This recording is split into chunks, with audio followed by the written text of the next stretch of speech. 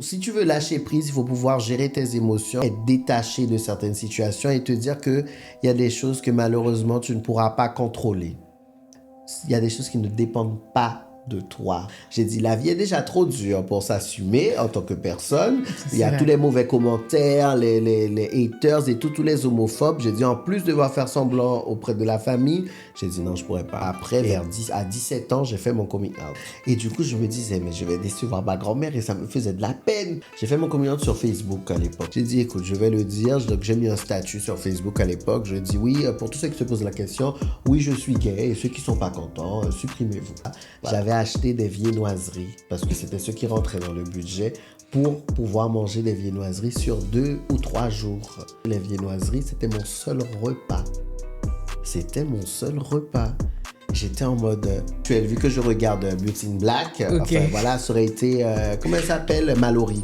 Oh là là. Mallory, comment elle m'agace. Ah non, elle m'énerve. Non, Mallory, vraiment. Elle a un petit côté garce que... Ah là là là.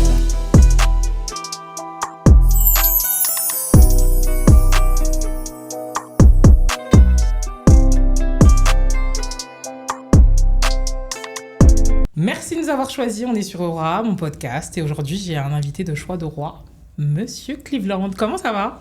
Hello, ça va, merci, et toi? Enfin, j'ai Cleveland et Tania. Oui, voilà. J'ai les deux en même temps, j'ai de la chance. Je suis super contente de te recevoir. Ça fait longtemps que je te suis, moi, sur les réseaux. Ah ouais? Ouais, grave. C'est bien. Vraiment, tes story time. Je me dis, pourquoi t'as arrêté YouTube? La fainéantise. Fainéantise, parce qu'en fait, YouTube, par rapport à Instagram, TikTok, c'est un format où il faut beaucoup plus de temps, il faut faire du montage et tout. Et j'avais pas de patience. Et même, on m'a déjà proposé de déléguer, mais... En fait, pour déléguer, il faut suivre vraiment un planning. Et moi, mes semaines ne se ressemblent pas. Donc, c'était compliqué de dire, bon, le mercredi, je vais tourner une vidéo YouTube pour la donner le mercredi soir à la personne pour qu'elle monte, pour que la vidéo soit disponible dimanche. Donc, c'était compliqué. Mais là, normalement, j'aurais un peu de temps libre. J'aurais 3 mois de libre. Je me suis dit, je vais revenir. Je pense sur YouTube, j'aurai un peu plus de temps libre. Parce que là, on t'attend. Franchement, tes story time, à chaque fois, j'étais là en mode, mais comment c'est possible de trouver des histoires comme ça? Les gens, ils t'envoyaient comme ça? Les gens, ils m'envoyaient des histoires. En fait, je pense que les filles, après, me font tellement confiance. Oui, c'est ça. Après, il y avait un petit côté, on avait commencé à faire un petit côté anonyme. Mais sinon, il y a des filles, vraiment, avec leur compte, elles m'envoient des trucs sur Instagram. Elles n'ont pas peur. Elles me font confiance, comme si j'étais vraiment leur meilleure amie, leur copine. Donc, tu as ta chaîne YouTube depuis à peu près 2013. Est-ce que tu étais directement actif ou pas du tout? Ah non, pas du tout. Alors, la chaîne YouTube, je l'avais déjà créée, je ne sais plus pourquoi, mais j'ai commencé vraiment à faire des vidéos en 2020 pour le confinement. J'avais commencé parce qu'on me disait, oui, va sur YouTube. Je me suis dit, bon, j'ai rien à faire en vrai, je vais me lancer, je vais voir comment c'est. Et c'est comme ça que j'ai commencé, oui. Ok, donc c'est toi qui faisais le montage? Oui, je faisais tout. J'ai tout appris sur le tas en regardant des tutos et tout. Et c'est moi qui faisais le montage de A à Z. Après, j'ai dû investir dans une caméra et tout, une caméra de vlog parce que je devais faire des vlogs. J'avais plein de projets. Mais après, avec les tournées et tout, compliqué. On va revenir sur ton parcours. Ça, c'était une histoire de briser la glace. J'étais obligée de te dire mon amour pour toi. J'étais obligée de le dire. Merci. Mais en tout cas, on va revenir sur son enfance.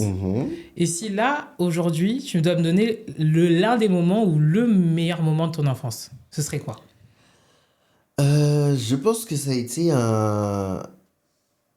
les fêtes de fin d'année où on avait réussi à être avec ma famille tous ensemble. Enfin, pas que la famille de mon père, mais en tout cas déjà la famille de ma mère, ça veut dire mes tantes, ma grand-mère, ma mère, tous ensemble. Parce qu'il faut savoir que moi, dans ma famille, en fait, c'est compliqué parce qu'il y a beaucoup de problèmes d'ego. Elles ne se parlent pas. En fait, ce sont tous des femmes à fort caractère, donc du coup, qui ont dû se débrouiller seules très jeunes. Du coup, elle n'accepte pas qu'un tel parle plus fort, qu'un tel dicte les règles. Voilà, donc du coup, les conflits arrivent très vite dans ma famille. Et les Noëls en famille, il y en a eu très, très peu, vraiment très peu. Donc, moi, le souvenir que j'ai, c'était celui-là. On était allé chez ma tante et enfin, en une soirée, on va dire, tout le monde avait essayé de mettre ses problèmes de côté. On va dire ça. Donc tout le monde était un peu heureux. Oui, un peu heureux. Voilà, même si le lendemain, ça a commencé à dire oui, le repas un tel et tout, mais la veille, en tout cas, tout le monde avait fait semblant que tout avait l'air bien, quoi. S'il y a une odeur qui te fait penser à ton enfance, ce serait laquelle? Une odeur. Je pense. Alors, comme j'ai grandi essentiellement chez ma grand-mère, je dirais. Ah, c'est l'odeur d'une épice. Je me rappelle plus du nom. C'est orange un peu. Comme le C'est de curcuma? l'urucou. Non, c'est Non. de l'urucou un peu. Je sais plus comment on appelle ça. C'est orange. Hmm. Ma grand-mère utilisait beaucoup cette épice pour cuisiner.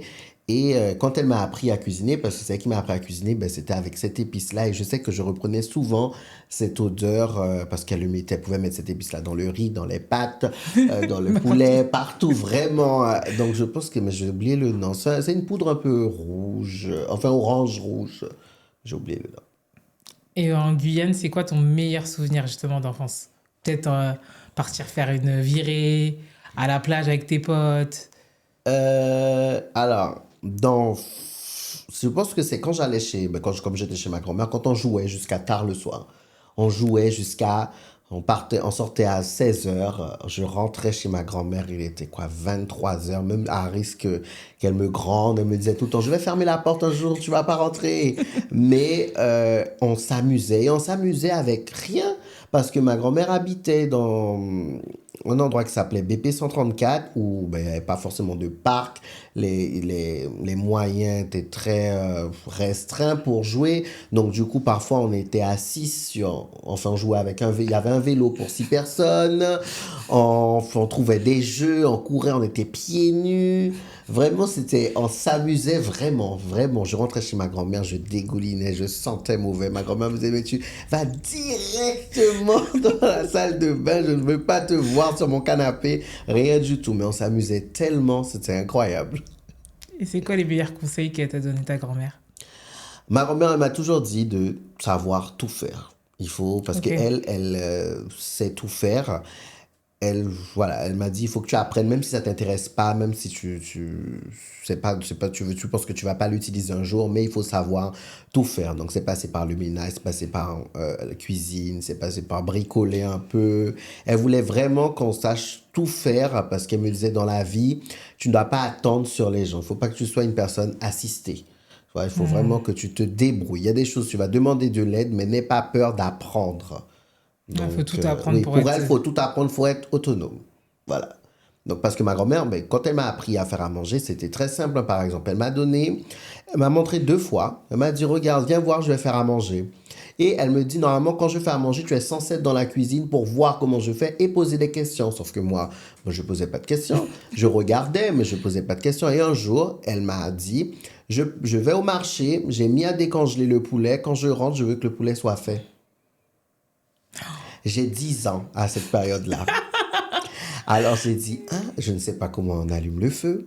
Je ne sais assaisonner. Il fallait que je trouve un tabouret pour monter dessus parce que enfin la cuisine c'était un peu trop surélevé pour moi. Mais elle m'a dit, normalement si je fais ça, c'est que tu peux le faire. Quand je rentre, je veux que le poulet soit fait. Ah mais la pression. Oh là là. Et au Comment t'as final, fait? j'ai fait. En Mais fait, comment t'as fait? C'est j'ai quoi l'histoire là? Parce que là tu me laisses... Oui, je l'ai fait, mais je t'imagine un petit peu comme c'est dans, on va dire, un film, tu vois, t'es là, tu t'en Ah vas non, mais la partout. cuisine était déjà en pagaille. Je me suis rappelé, ben, du coup, qu'il fallait surtout que je mette du citron dans le poulet, pas, ou du vinaigre. Pas Ouais. beaucoup de citron, du vinaigre, parce que ma grand-mère, elle, c'est très important, ça, pour elle. Après, je me suis rappelé de cette épice en question, de l'ail.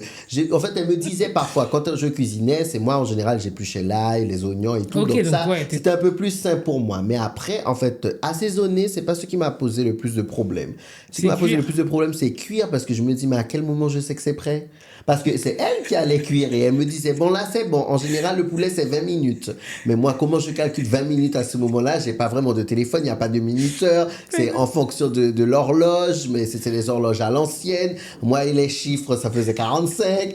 Donc, je dis, donc du coup, à chaque fois, je rajoutais de l'eau. Et jusqu'à un moment, où je me suis dit, bon, là, je pense que c'est bon. Je crois que j'ai fait 1 heure de cuisson de poulet.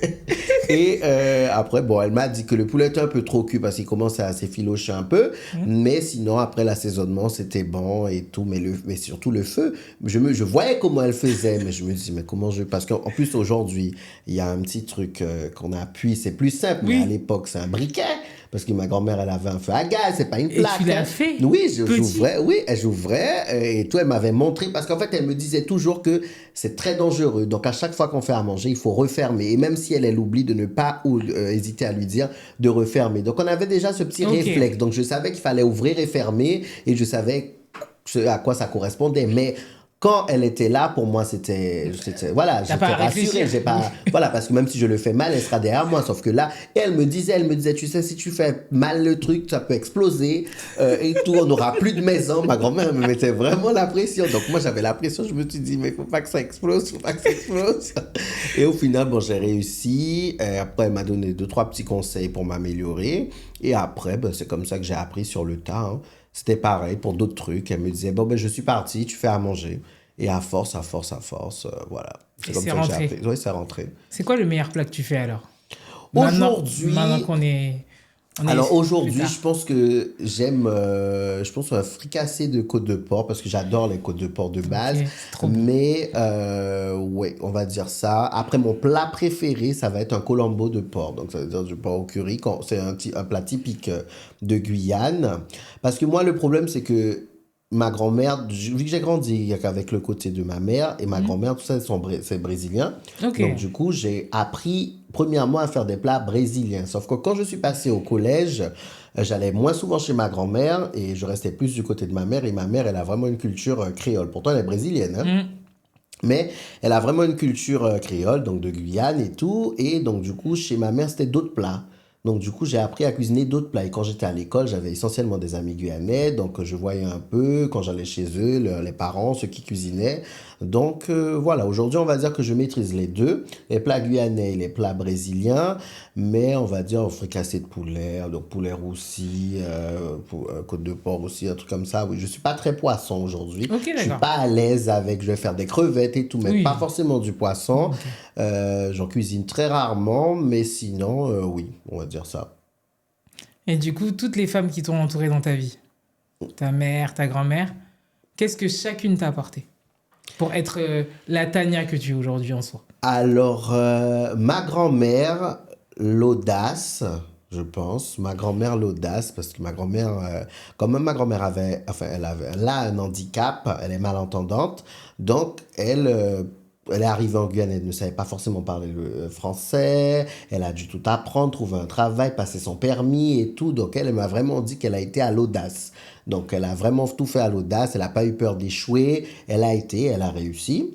Donc ma grand-mère, c'est vraiment l'audace. Mes tantes, c'est vraiment le fort caractère on ne te laisse pas marcher sur les pieds. Il faut que tu te fasses respecter parce que sinon, les hommes ou les gens au travail et tout vont faire n'importe quoi avec toi. Il faut vraiment que tu arrives déjà et qu'on voit qu'on ne peut pas faire n'importe quoi avec toi. Et ma mère, c'est la plus calme, on va dire. Ma mère est vraiment plus passive. Ma mère, c'est non au conflit, oui à la discussion, il faut discuter et tout. Ma mère est vraiment contre les conflits. Et bon, j'ai pas pris ça chez elle. Hein, J'allais dire, j'ai pas l'impression que t'es calme quand même. J'ai pas pris ça chez ma mère, pas du tout. Après, avec l'âge, je me suis beaucoup calmé, mais à l'époque, ma mère me disait que j'étais resté d'ailleurs trop longtemps avec mes tantes. Parce que mes tantes, vu qu'elles avaient vraiment un côté Brésil et tout, et les Brésiliens ou Brésiliennes, ils ont le sang très chaud, du coup, j'avais pris ce côté-là chez mes tantes où je démarrais vraiment au quart de tour. Et ma mère, quand on l'a convoquée à l'école, ma mère ne comprenait pas parce que ma mère, au contraire, elle est très calme. Pour énerver ma mère, faut y aller, hein. Faut vraiment y aller. Quand elle est énervée, par contre, elle est énervée, mais c'est dur de l'énerver, quoi. Donc, voilà, on va dire ma mère, le côté communication un peu calme. Que tu as finalement appris plus tard. Oui, plus tard. Pas ça, oui. très tôt, c'était impossible. Et après, ma mère était très stricte aussi. Ok. Vraiment, très stricte. Elle était gentille, elle ne s'énervait pas, mais elle était très stricte. Ça veut dire que s'il y avait quelqu'un dont j'avais peur, vraiment, c'était ma mère. Ok. Mes tantes, non, mais ma mère, elle ne... Bon, ma mère a pu me réprimander à plusieurs reprises quand j'étais plus jeune, mais c'est pas ceux qui me traumatisaient, c'est vraiment ma mère. Quand elle parlait, j'avais peur. Si elle avait dit de faire quelque chose et je ne l'avais pas fait, ou même à l'école, quand je savais qu'ils allaient convoquer ma mère, j'avais peur parce que autant ma mère pouvait être très calme, mais si elle, quand elle décidait de péter un câble, c'était C'est fini. arrivé à bout, c'était fini. Donc je savais pas dans quel état d'esprit ma mère allait arriver à l'école. C'était ça ma crainte. Donc voilà, mais ma mère, oui, j'avais très peur de ma mère à l'époque. Ah oui, oui, oui, je faisais pas n'importe quoi. Et pourtant, mes tantes étaient beaucoup plus déjantées, beaucoup plus dynamiques, avaient beaucoup plus de caractère. Ma grand-mère aussi que ma mère, hein. Mais j'avais plus peur de ma mère. Je pense que c'est le côté calme Calme. chez elle qui me Qu'elle faisait... disait rien. Voilà. En fait, mes tantes et ma grand-mère, je savais à quoi m'attendre. Ouais, Parce qu'elles peu avaient importe. l'habitude, je savais qu'elles allaient sans doute que me crier dessus, me punir et tout, je savais. Mais ma mère, je ne savais jamais. Autant parfois, je me disais, bon là, elle va s'énerver, elle s'énerve pas. Et autant là, je me dis, bon, elle va pas s'énerver. Et en fait, c'était... Et du coup, dans ta vie, quand tu étais un peu plus jeune, c'était quoi ton rêve de carrière, de vie Je voulais être avocat. Enfin, juge d'abord, après avocat. Parce que j'ai regardé beaucoup de telenovelas brésiliennes et tout. Et il y avait souvent dans les telenovelas à cette époque-là des juges, des avocats. Et ce petit côté vouloir défendre les gens, ce petit côté vraiment, tu viens, tu défends, tu connais la loi et tout, j'aimais beaucoup. J'aimais l'uniforme aussi, j'adorais ça. Mais quand j'ai grandi et que j'ai vu le nombre d'études et tout ce qu'il fallait après, je me suis dit non, c'est pas pour moi. Non, c'est pas pour moi. Je me suis dit non, c'est pas la peine. Abandonne, voilà. Parce que je savais déjà que j'aimais pas l'école et Ok. quand on m'expliquait que tout ce qu'il fallait faire, non. Parce qu'à l'école, j'ai toujours sélectionné mes matières. Ok, Et d'accord. bon, quand on est à l'école, malheureusement, tu ne peux pas sélectionner tes matières. Il faut quand Non. même être bon partout. À peu Voilà, près. à peu près. Et moi, les matières que j'aimais, ben, j'excellais, ce qui me faisait toujours avoir la moyenne. En fait, il n'y avait jamais de juste milieu. Quand j'aimais pas, les notes étaient vraiment basses, catastrophiques. Et quand j'aimais, les notes étaient vraiment hautes. Ça veut dire que je pouvais avoir des matières Ouais, où j'avais 17 de moyenne, 18, et il y avait des matières où j'avais 2 de Et- moyenne. Donc, du coup, voilà, au final, ça me donnait toujours une moyenne. Et donc, je savais que, bon, pour aller plus loin, il faut aller avoir de très, très bonnes notes. Et je savais que s'il y a des matières qui ne m'intéressaient pas, ça allait être compliqué. C'était quoi la matière que tu détestais Les alors? mathématiques. Pourquoi? Jusqu'à maintenant, ben d'ailleurs, je sais pas, je trouvais qu'il y avait énormément de formules, de trucs pour rien. En fait, à un moment, les mathématiques c'était déjà difficile pour moi. Quand ils ont commencé à rajouter des lettres, là, j'ai tout perdu. Là, j'ai tout abandonné. Et après, ben, à force de voir la conseillère d'orientation, elle me disait, mais vous avez un profil littéraire, vous avez un profil littéraire. Donc, du coup, après, elle me dit, mais c'est normal, il faut pas vous en vouloir. Donc, moi, après, je sortais ça à tout va. Je dis, ah, mais j'aime pas les maths parce que j'ai un profil littéraire, j'ai un profil littéraire. Je répétais ça tout le temps. Et voilà, du coup, les mathématiques, la physique, chimie, SVT, bon, ça allait un peu, mais ces matières-là, j'aimais pas. C'était quoi j'aimais ta pas. matière préférée alors? C'était bon, le portugais, Ok. les langues. Les langues. Bon, enfin, les langues, enfin, on s'entend. L'anglais, en fait, j'ai commencé l'anglais trop tard. Ok. Donc, du coup, Parce que c'était comment en Guyane? alors en Guyane, il y avait une seule classe, je pouvais choisir de portugais depuis Ok. la sixième. Ok, d'accord. Donc, du coup, moi, j'ai choisi le portugais depuis la sixième. On va dire, j'ai choisi la facilité. Parce que je parlais portugais, mais je ne savais pas Pas écrire, là. je connaissais pas l'histoire. Et comme ça faisait partie de ma culture, je me suis dit, ah, c'est intéressant, je vais apprendre à écrire, je vais apprendre l'histoire, ça va me servir. Et bon, au final, je me suis dit, avec le temps, j'aurais dû choisir l'anglais parce que je maîtrisais déjà le portugais. J'aurais pu peut-être apprendre à écrire ou autre en faisant une LV2, par exemple. Oui, parce que c'était déjà... Oui, j'aurais dû prendre... Donc, du coup, quand moi, j'ai commencé l'anglais, ils étaient déjà à un niveau avancé. Donc, moi, j'arrivais déjà avec des lacunes. Et même si elle essayait de faire des groupes, bon, Mais j'étais largué, quoi. l'anglais, tu l'as pas découvert par la musique, les films. Si, mais Ça t'intéressait pas plus que ça. non, pas plus que ça. Ok. Non, pas Quand du tout. t'étais... C'était vraiment, en fait, vu que j'ai grandi avec mes tantes et ma grand-mère, C'était en fait, portugais. c'était vraiment portugais. Ça veut dire qu'à la maison, les telenovelas, c'était en portugais. Enfin, le journal, c'était parfois en portugais. Donc, du coup, Et c'était quoi ta musique préférée alors? Parce que c'était souvent... c'était un groupe qui s'appelait Banda Calypso, un groupe brésilien d'ailleurs, que mes tantes écoutaient tout le temps. Et donc, du coup, j'étais bercé dans ça. Je crois que j'ai même été à un concert une fois. Ils étaient venus en Guyane faire une prestation, mais c'était ça. Donc, je connaissais les autres musiques, mais c'était pour la Pas- culture générale. C'était pas approfondi, Mais on du va coup, t'avais dire. pas de musique quand t'étais plus jeune que toi t'écoutais? Pas tes tantes? Ou En fait, t'écoutais...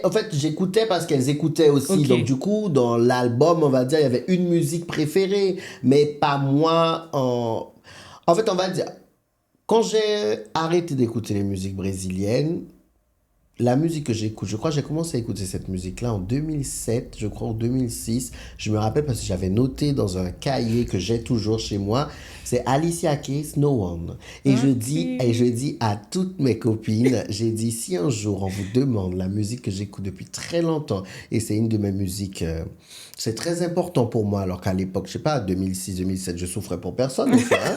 Mais ça, je pense que c'est toutes les filles de notre génération. On avait des problèmes, mais on savait pas pourquoi. Voilà. On était là, oui, c'est vrai. Et du coup, je dis à mes potes, c'est vraiment Alicia Keys, No One. Vraiment, j'écoute cette musique-là depuis très, très, très longtemps. Au moins une fois par mois, je l'écoute jusqu'à aujourd'hui. Ok. Oui, vraiment. Et que cette musique de Alicia Keys ou il y en a d'autres que t'aimes bien? Oui, c'est vraiment celle-là. Après, il y a Christina Aguilera aussi, Hurt, mais ça, écouté ça beaucoup plus tard. Et j'ai oublié Lewis. Better in Time.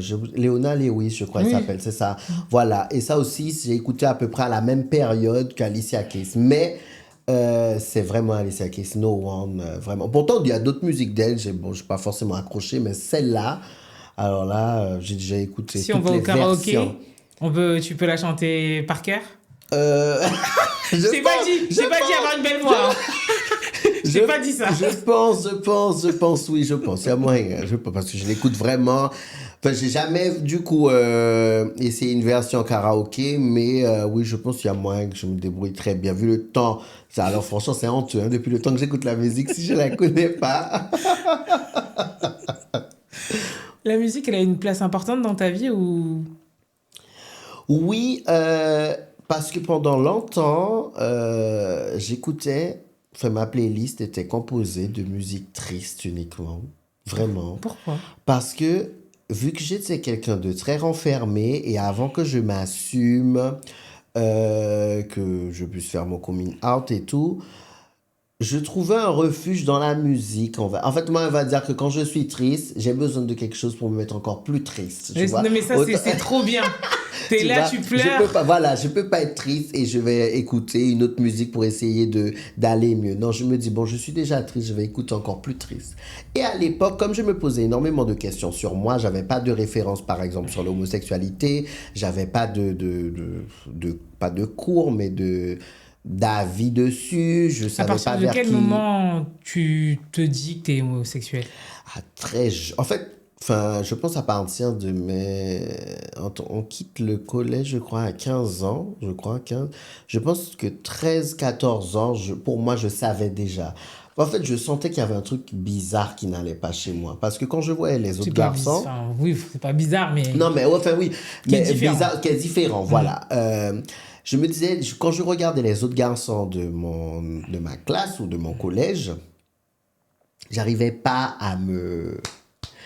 à avoir un exemple, à m'assimiler, tout. Quand il parlait de filles, premier bisou, tu vois, les petits délires limite à aller regarder sous la jupe de la fille et tout, des petits trucs comme ça que les garçons aimaient faire. J'arrivais pas à me retrouver dedans. Moi, j'ai toujours été très proche des filles et les garçons, justement, étaient pas trop amis avec moi ou très rarement ou sinon parce que je connaissais des filles. Donc, c'est pour ça qu'ils voulaient être potes avec moi. Alors qu'avec les filles, ça matchait automatiquement. Ça veut dire que dans une classe, quand j'arrivais dans une nouvelle classe ou dans un cours en dehors de ma classe et je m'asseyais à côté d'un garçon, on pouvait passer toute l'heure sans parler.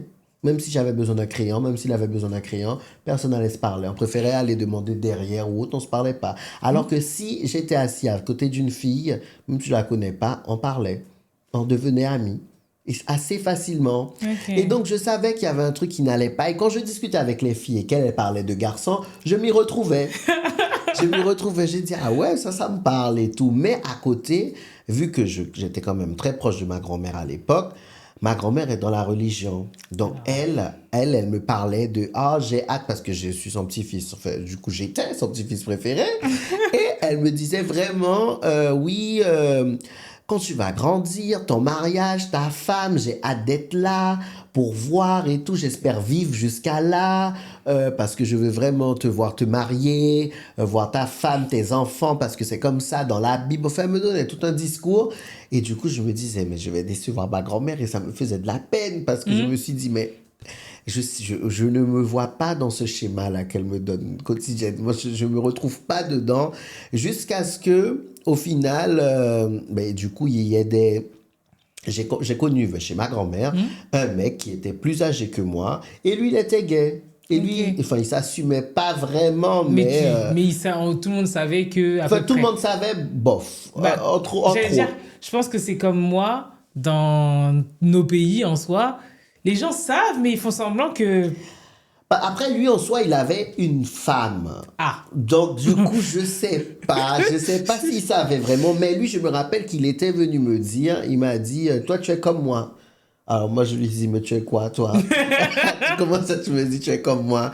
Et du coup, il m'a expliqué et il m'a dit, oui, que du coup, lui, il aimait les hommes, mais que c'était pas possible pour lui de s'assumer et tout. Il m'a expliqué tout ça et j'ai dit, ah bon, donc j'ai commencé à m'intéresser. Mais moi, je lui ai dit, mais moi, il m'a dit, oui, il m'a posé des questions. Je lui ai dit, mais moi, je sais pas. Je lui ai dit, mais est-ce que c'est pas parce que j'ai été élevé avec des femmes et que je côtoie beaucoup de filles à l'école que psychologiquement, c'est comme ça se trouve, j'aime pas les hommes.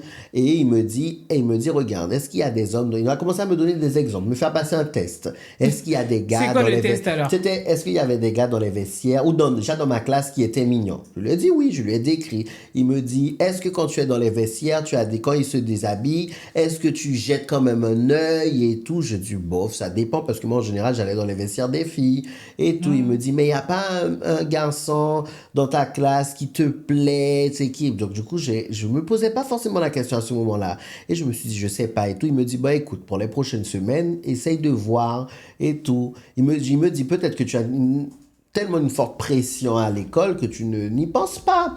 Et j'ai commencé à me poser des questions dessus. Et là, j'ai vu que, ben oui, il y avait des garçons qui me plaisaient. Quand j'allais dans les vestiaires, ben du coup, c'est vrai qu'en fait, j'étais tellement gêné, j'étais tellement pas à ma place dans les vestiaires des garçons que je restais pas dans les vestiaires des garçons, j'allais dans les vestiaires des filles. Et du coup, j'ai commencé à rester dans les vestiaires des garçons pour voir, moi, comment je me sentais. Et après, je lui ai répondu, je lui ai dit, mais effectivement... il y a des garçons, ils se mettent en boxeur, c'est vrai que j'ai envie de regarder et tout. Et il me dit, bah, tu vois, tu es comme moi. J'ai dit, ah d'accord. Ok. Donc c'est comme ça que tu as appris... Oui, après, je me suis dit que je me suis dit, oui, voilà, c'est ça, hein, tu es gay. Et je me suis demandé comment j'allais faire maintenant. Parce que maintenant que je sais... Il faut assumer.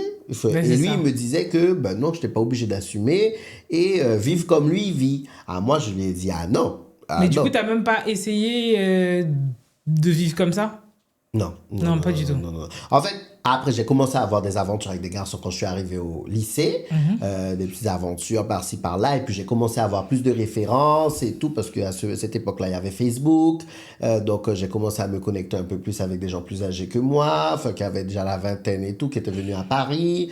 J'avais un très bon pote aussi, qui était revenu vivre en Guyane, enfin, que j'avais connu par rapport à une pote à moi, et lui, il me racontait comment il était, donc il m'avait mis un peu dans une connexion avec un milieu LGBT. Et quand je suis arrivé dans ce milieu-là, je trouvais beaucoup de choses beaucoup plus claires, je m'y retrouvais un peu, je disais, mais ils sont comme moi, ça, je me suis dit, ça existe, et eux, ils me disaient qu'ils menaient bien leur vie à Paris et tout, donc moi, vivre à Paris, ça a commencé à devenir un rêve, je me suis dit, ah oui, à Paris, je pourrais vivre ma vie et tout, donc ils ont commencé à me vendre du rêve, vraiment, mais ils me disaient qu'eux, ils n'assumaient pas. Il y avait, je sais pas, sur un groupe de 10 personnes, il y a peut-être 2 qui s'assumaient. Ça veut dire qu'en Guyane, quand ils venaient en vacances, aux yeux de la famille, C'était c'était une autre personne. Et parfois, ils venaient avec des copines à eux, des amis, hein, soit qui étaient lesbiennes ou autres qui habitaient ici, pour faire genre. Donc, ils venaient avec en Guyane pour faire genre que c'était leur copine. Voilà.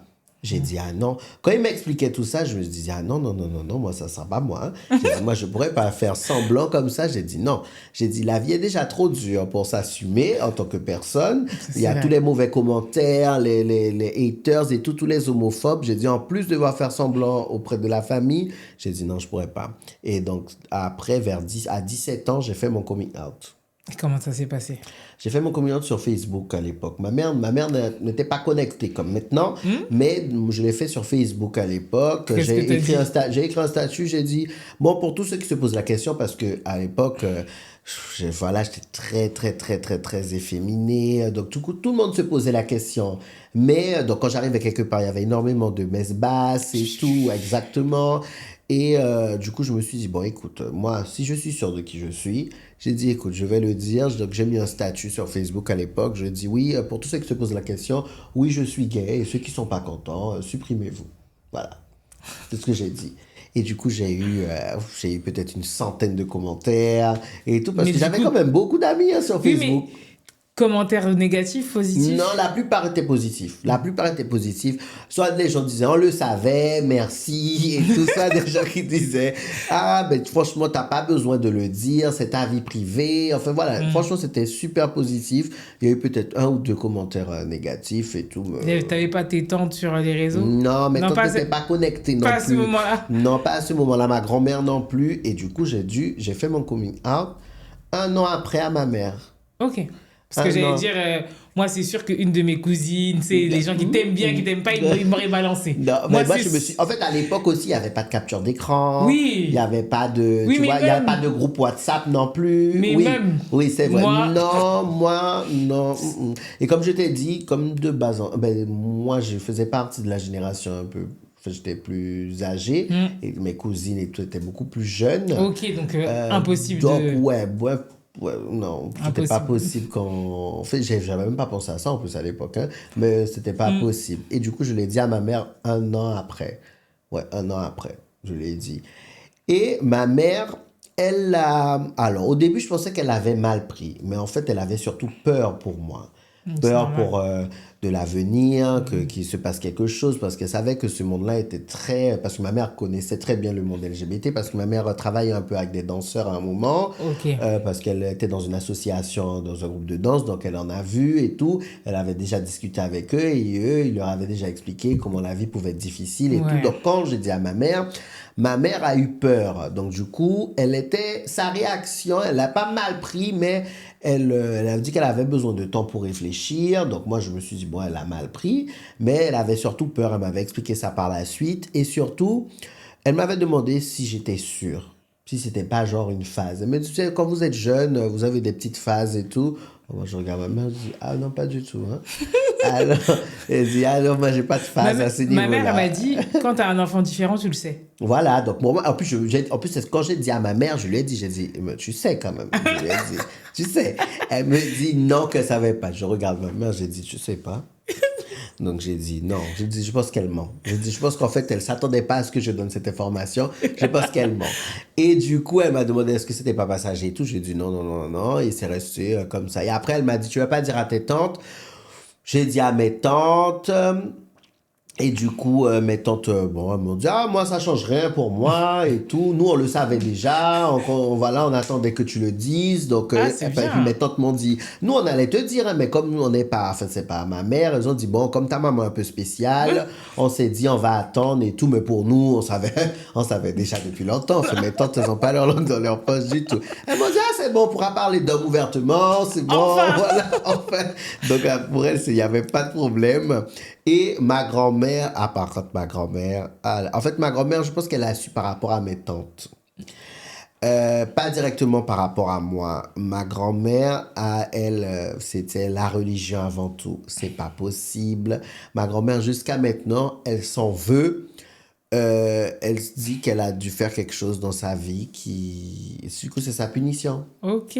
Pour elle, c'est comme ça qu'elle le prend. Elle dit elle a fait un truc dans sa vie qui n'est pas passé, donc du coup, c'est sa punition. Pour elle, c'est ça. Et jusqu'à ce que je change de numéro, parce qu'après, j'avais peur que ça devienne toxique, ou même moi, que je dise des bêtises à ma grand-mère. Oui, Donc, parce du que- coup, elle n'a pas eu mon nouveau numéro, mais parce qu'il y a des moments, elle m'envoyait vraiment quotidiennement des... Des psaumes. Exactement. C'était sûr. Exactement. Elle m'envoyait, elle voulait que je prenne des bains. Il y a un truc qui ne va pas, c'est sûr. Et donc, du coup, je dis, mais non, il n'y a rien. Elle me dit, ah non, non, non, ça ne va pas et tout. Et toi, t'es quand même resté proche de la religion ou... Pas du tout. En fait, j'étais proche parce que j'allais chez ma grand-mère, Oui, c'est c'était pour vrai. lui faire plaisir.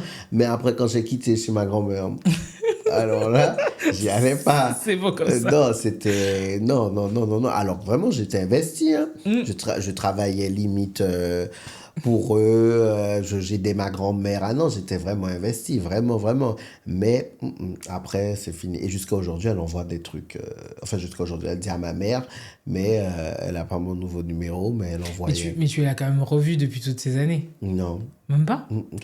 Parce que j'avais peur. J'avais peur de... Ma mère me donne des nouvelles. Mais j'avais peur parce que ma grand-mère, c'est vraiment... Je la connais. Je pense que la personne qui a passé le plus de temps avec ma grand-mère, c'est moi. Mais je la connais. Ça veut dire que même si elle va réagir différemment. Là, par exemple, je sais qu'elle me suit sur les réseaux. Oui, mais Je vu sais qu'elle pas. t'aime, au fond, est-ce qu'elle peut pas l'accepter au final? Ma grand-mère. Ma grand-mère, c'est Dieu avant tout. C'est Dieu qu'elle aime avant tout. Je te jure, c'était vraiment, non, c'était vraiment compliqué pour elle, en fait. Et comme elle le prenait personnellement, Ok. parce que comme elle m'a élevé en plus et tout, donc pour elle, c'était vraiment, c'est elle qui a loupé. Si encore j'avais grandi qu'avec ma mère, elle aurait dit, ah, c'est ta mère qui a mal fait l'éducation et tout, elle aurait rejeté la faute sur quelqu'un, mais là, c'est elle. Donc elle dit qu'elle comprend pas, elle m'a jamais mis dans un milieu où il y avait des gays, donc elle ne comprend pas pourquoi c'est arrivé là, elle ne arrive vraiment pas à comprendre. Et donc, parce que ma grand-mère, je pense qu'à mon âge, elle est capable de me donner une gifle. Hein. Je suis T'as sûr. peur? T'as encore peur? Bien sûr. Bien sûr que j'ai peur. Je me dis, ah non, non. Donc, du coup, ma mère me donne des nouvelles et voilà. Et voilà. Ouais.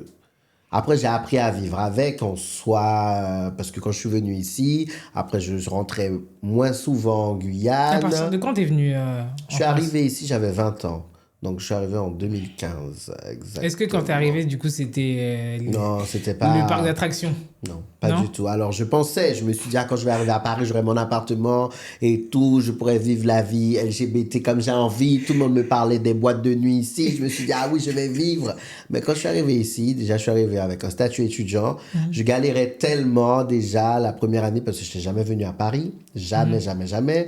Donc, du coup, Et puis, c'est une vie complètement différente. Voilà, exactement. Puis C'est une vie- ça coûte cher. Ça coûte cher, tout va très vite. Et moi, il fallait que je valide mon année. Mes premiers examens à Du coup, t'as l'école. fait des études de quoi, J'ai finalement? fait une licence de portugais. Une licence de portugais. D'ailleurs, c'était pour être prof ou traducteur. Et d'ailleurs, mes premiers tests, mes premiers contrôles et tout, j'ai eu de très mauvaises notes. Et la bourse m'avait clairement dit que si je n'avais pas validé l'année, ils n'allaient plus me donner de bourse. Et j'étais là quand même pour 3 ans. Je me suis dit, ah non, non, non, non, non. Là, les hommes, c'est bien, mais il y a des priorités. Il y a des priorités, l'école. Donc, du coup, il y avait ça, je galérais. Et puis, je devais vivre avec une bourse parce que ma mère ne pouvait pas m'envoyer de l'argent tous les mois. mois. Donc, quand elle l'envoyait, c'était bien, mais quand elle l'envoyait pas, il fallait tout payer avec la bourse. Donc, du coup, non, il y avait d'autres priorités. Je me suis dit, bon, finalement, la vie C'est à quoi la Paris... vraie galère de cette époque-là? Ah, Maintenant que tu t'as peut-être guéri. Anne, c'était vraiment ne pas avoir de quoi manger. En fait, te dire, à l'époque, je me suis rappelé d'un jour où j'allais à la fac, j'avais rechargé. En fait, en septembre, j'avais rechargé mon pass de fac, quoi. On pouvait mettre de l'argent dessus pour payer qu'à la fac. J'avais mis 50 euros. 50 euros. Et je me rappelais qu'il me restait peut-être quoi? Il me restait peut-être 3 ou 4 euros dessus. Et je me rappelle ce jour-là, j'avais acheté des viennoiseries parce que c'était ce qui rentrait dans le budget pour pouvoir manger des viennoiseries sur 2 ou 3 jours. Donc ça veut dire que j'avais mangé les viennoiseries, c'était mon seul repas. C'était mon seul repas. J'étais en mode... Parce que j'avais demandé à ma mère était en plein... T'avais pas de famille, du coup, ici? Non, j'ai jamais eu de famille ici. Ok. Jamais. Et en fait, il y avait mon oncle, mais mon oncle, Voilà. il m'avait aidé au début, mais ma mère m'avait dit de quand même Arrêtez de lui arrêter demander. de lui demander parce que voilà, Ça elle-même, va elle recréer- avait, ça voilà, va ça créer va, des histoires de famille, on voilà, se exactement. connaît. D'ailleurs, ça a recréé parce qu'il avait dit à ma mère, parce qu'une fois j'avais refusé de le voir, il avait dit à ma mère, oui, Il est il impoli. oublie, voilà, quand je l'ai aidé, quand il était en galère et tout, et ma mère m'a dit, t'as vu? Qu'est-ce que ça veut dire? Mais à cette époque-là, ma mère se faisait opérer de son deuxième cancer. Ok. Donc, du coup, c'était impossible pour elle de m'envoyer de l'argent, rien du tout. Et mon père, vu que j'ai jamais été proche de lui, mon père, à ce moment-là, pour le contacter, c'était vraiment le parcours du combattant. Et bon, en attendant, les jours passent. Moi, je peux pas rester à l'école, à la maison, parce que ben, du coup, les absences sont comptabilisées au Crous. Et si le Crous voit que je ne vais pas à l'école, Plus de il n'y a bourse. plus de bourse. Donc, du coup, il faut que j'y aille. Mais j'avais des grosses journées. Ça veut dire que je commençais parfois à 8h, je finissais à 19h, 20h. Ça veut dire qu'à aucun moment, je peux rentrer chez moi. Et comme j'avais pas de courses chez moi pour faire, donc du coup, il me restait le seul argent que j'avais en attendant la prochaine bourse. C'était L'argent du coup l'argent de la carte. de la carte. Donc, du coup, voilà. Et je m'étais dit, si j'allais manger au Crous, c'était 3 euros. Je mange aujourd'hui et demain. Je mange quoi? Du coup, je suis resté... Mais t'avais pas des potes, des trucs? Si, j'avais des potes, mais au début, tu sais, tu as un peu honte de demander et Oui. tout. Bon, à la fac, j'avais pas de potes parce que je connaissais personne à la fac, mais Ok. j'avais des potes sur Paris. Et bon, tout le monde un peu était comme moi, étudiant, tout le Oui, monde, donc, voilà, avait personne. sa galère. Donc, du coup, je me suis dit, bon, je vais pas non plus embêter mes potes. J'ai une pote à moi, qui est devenue ma manageuse, Elodie. On se connaît depuis très longtemps.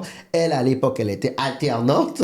Donc, du coup, Elle avait un peu de sous. elle avait un peu plus de sous que nous. Et elle, je me rappelle, parfois, elle me disait, mais Cleveland, tu peux pas rester comme ça. Et tout, viens, on va faire des courses. Viens, je te donne un peu d'argent et tout. Et c'est elle qui me dépannait parfois. Et c'est à elle, justement, quand ça n'allait pas, je lui avais dit que oui, j'avais mangé des croissants des croissants au chocolat mélangés sur 3 jours. Elle m'a dit, mais tu es malade, viens, on va manger au restaurant et tout. Et elle me dit, mais même pour Est-ce qu'il y a des choses réfléchir... des choses de cette époque que tu peux plus manger justement à cause de ce... Cette galère. Non. Il n'y a pas... Non, je continue, je mange tout. Non. Il n'y a pas un truc qui m'a traumatisé, non. Ah, en fait, bon, ça, c'est parce que j'aime pas le goût, mais les pâtés du thon. Ok. Mais ça, c'est juste parce que j'aime pas le goût. Parce que je me rappelle une fois chez moi, dans mon studio, il me restait un paquet de pâtes et une boîte de thon. Je me suis dit, bon, je vais... On est parti. On y est va. parti. Mais, j'ai pas aimé. Je mangeais, je crois que j'avais envie de pleurer. Tellement j'aimais pas. Ah non, c'était la galère de ouf. Donc, du coup, j'ai tellement galéré. Parce qu'en plus de galérer, parce qu'en fait, c'est la première fois que je vivais seul. Donc, déjà, il y a plein de trucs que tu dois gérer administrativement parlant, Ouais. que j'étais pas forcément prêt à gérer.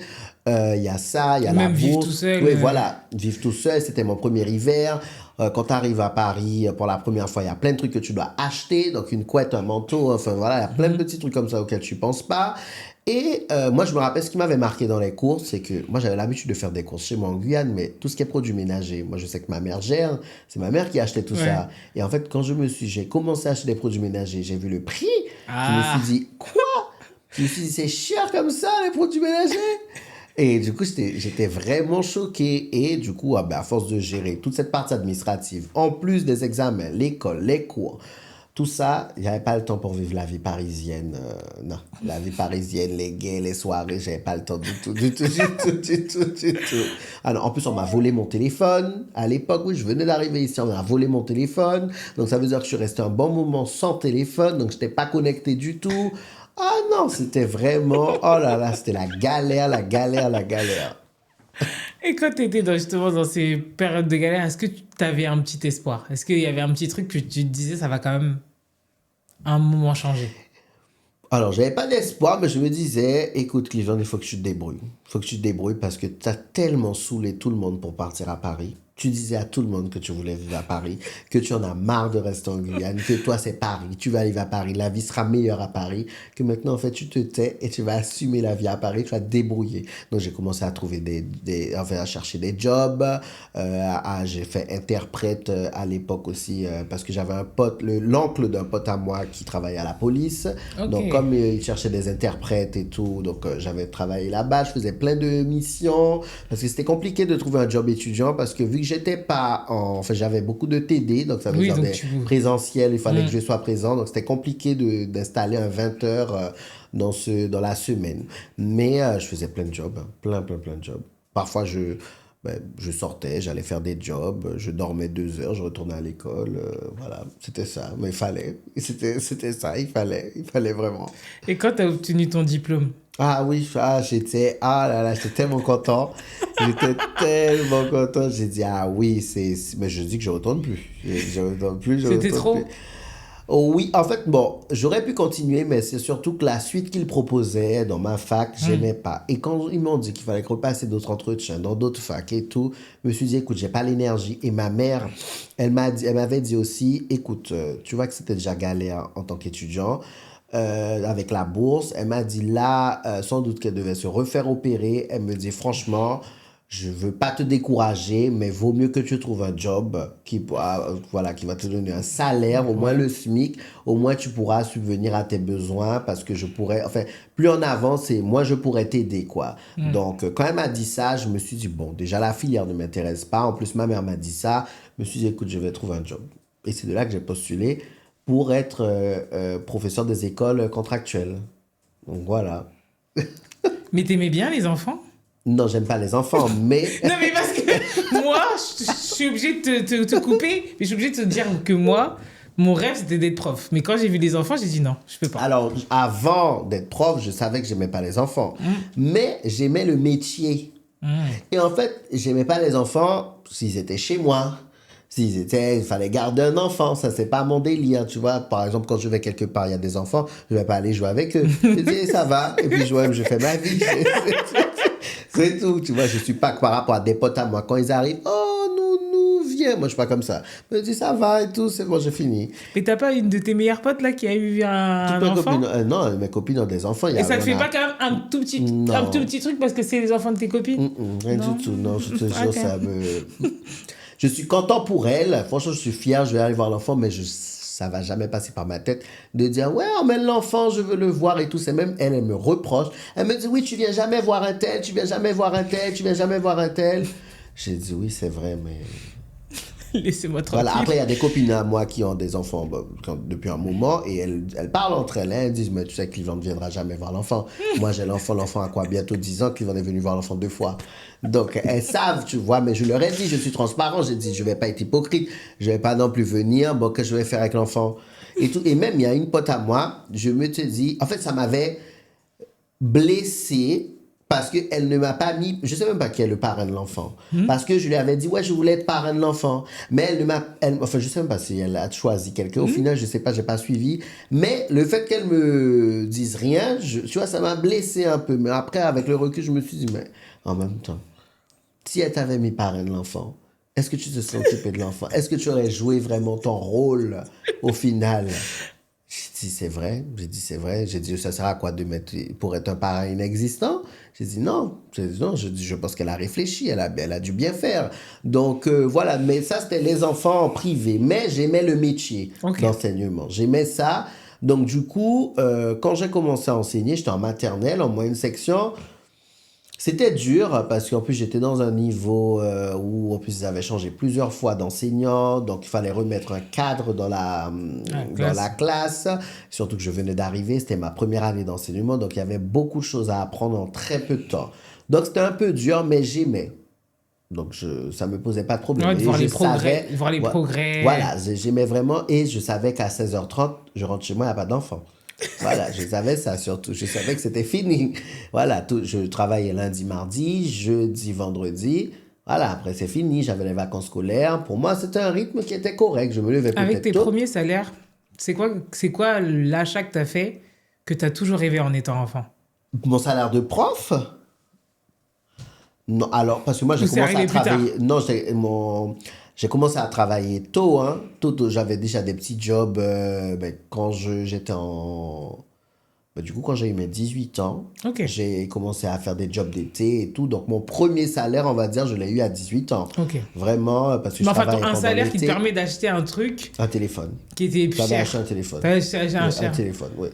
Acheté un téléphone parce que ma mère, soit, tu sais, quand tes parents, ils te donnent leur téléphone, ils vont s'acheter un Oui. nouveau téléphone et ils te donnent leur téléphone. Donc, ma mère me donnait son téléphone déjà en fin de vie. Donc, moi, je composais avec le téléphone en fin de vie de ma mère. Donc, du coup, quand j'ai eu mon premier salaire, le premier truc que j'ai acheté, c'est un téléphone. Par contre, quand j'ai eu mon premier salaire de prof, voyager. T'as voyagé où? On a été en Espagne, à Madrid. J'étais en Espagne à Madrid. Je voulais voyager tous les mois. Tous les mois, je voulais aller quelque part. Donc, on a été à Madrid. Je crois que j'ai été à Barcelone aussi. Je crois que j'ai été à Nice. Oui, je voulais voyager, vraiment voyager. C'était ça ton... Oui, c'était ça. Je mettais tout l'argent dans les voyages, vraiment. Après, je payais un loyer beaucoup moins cher aussi. C'était mes premiers salaires. J'avais Ouais, pas de... t'avais Voilà. rien d'autre à Ouais, faire. rien d'autre à faire. Je comptais pas non plus rentrer en Guyane Bah pendant alors, les fêtes. c'est quoi le... On va dire l'extravagance culinaire que t'as faite? Parce que là, ça allait bien maintenant. Ah, j'allais manger dans des restaurants. Non, non, cuisiner, je cuisinais, mais bon, c'est pas ce qui me coûtait cher. J'allais manger dans des restaurants. Je payais 250 € l'addition. C'était indécent. C'était indécent, vraiment. Parfois, on y repense avec des amis à moi. On se dit, mais n'importe quoi. Alors qu'on sortait du restaurant, on avait faim.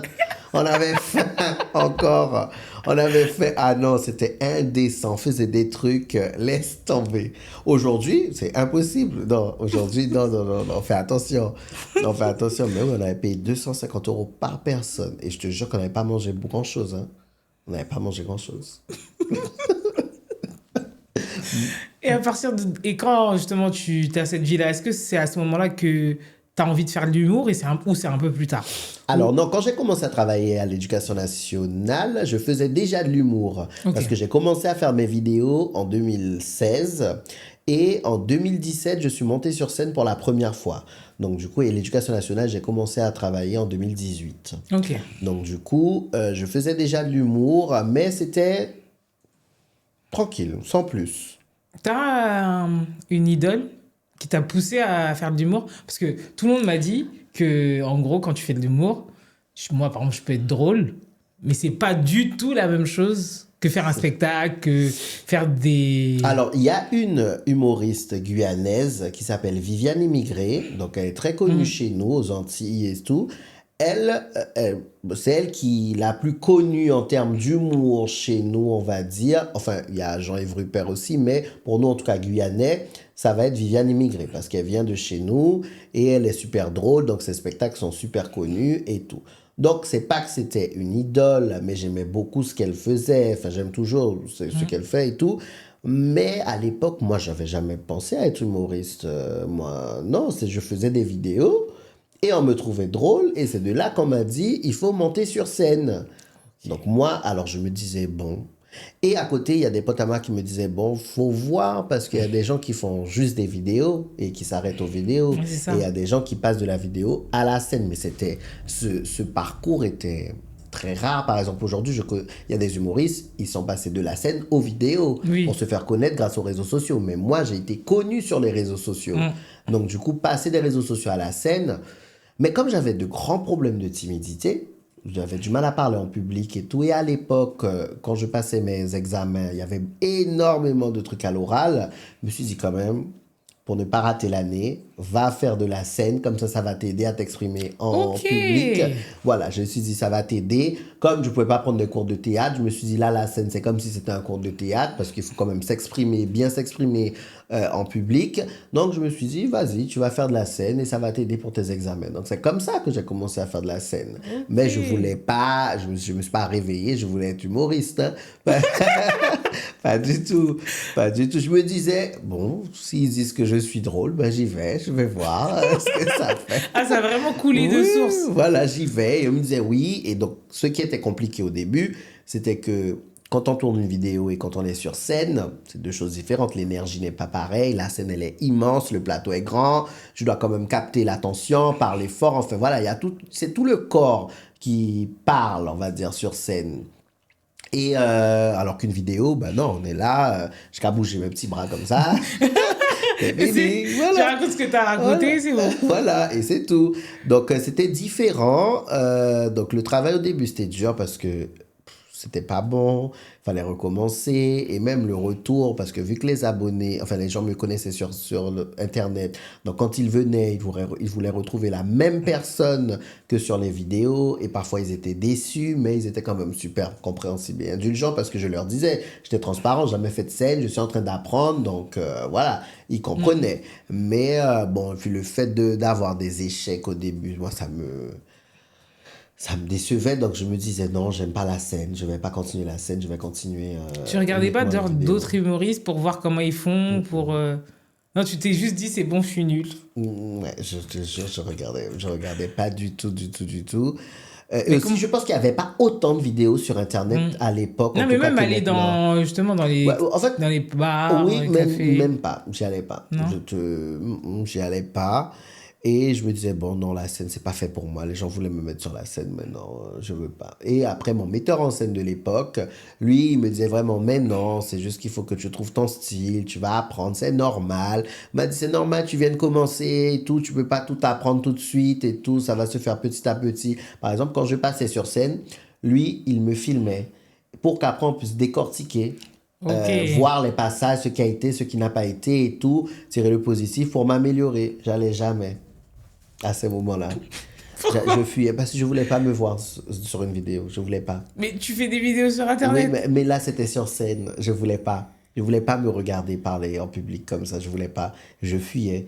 Et il me disait, tu vois que tu fuis, c'est pas comme ça que tu vas t'améliorer. Et tout. J'ai dit, c'est pas grave.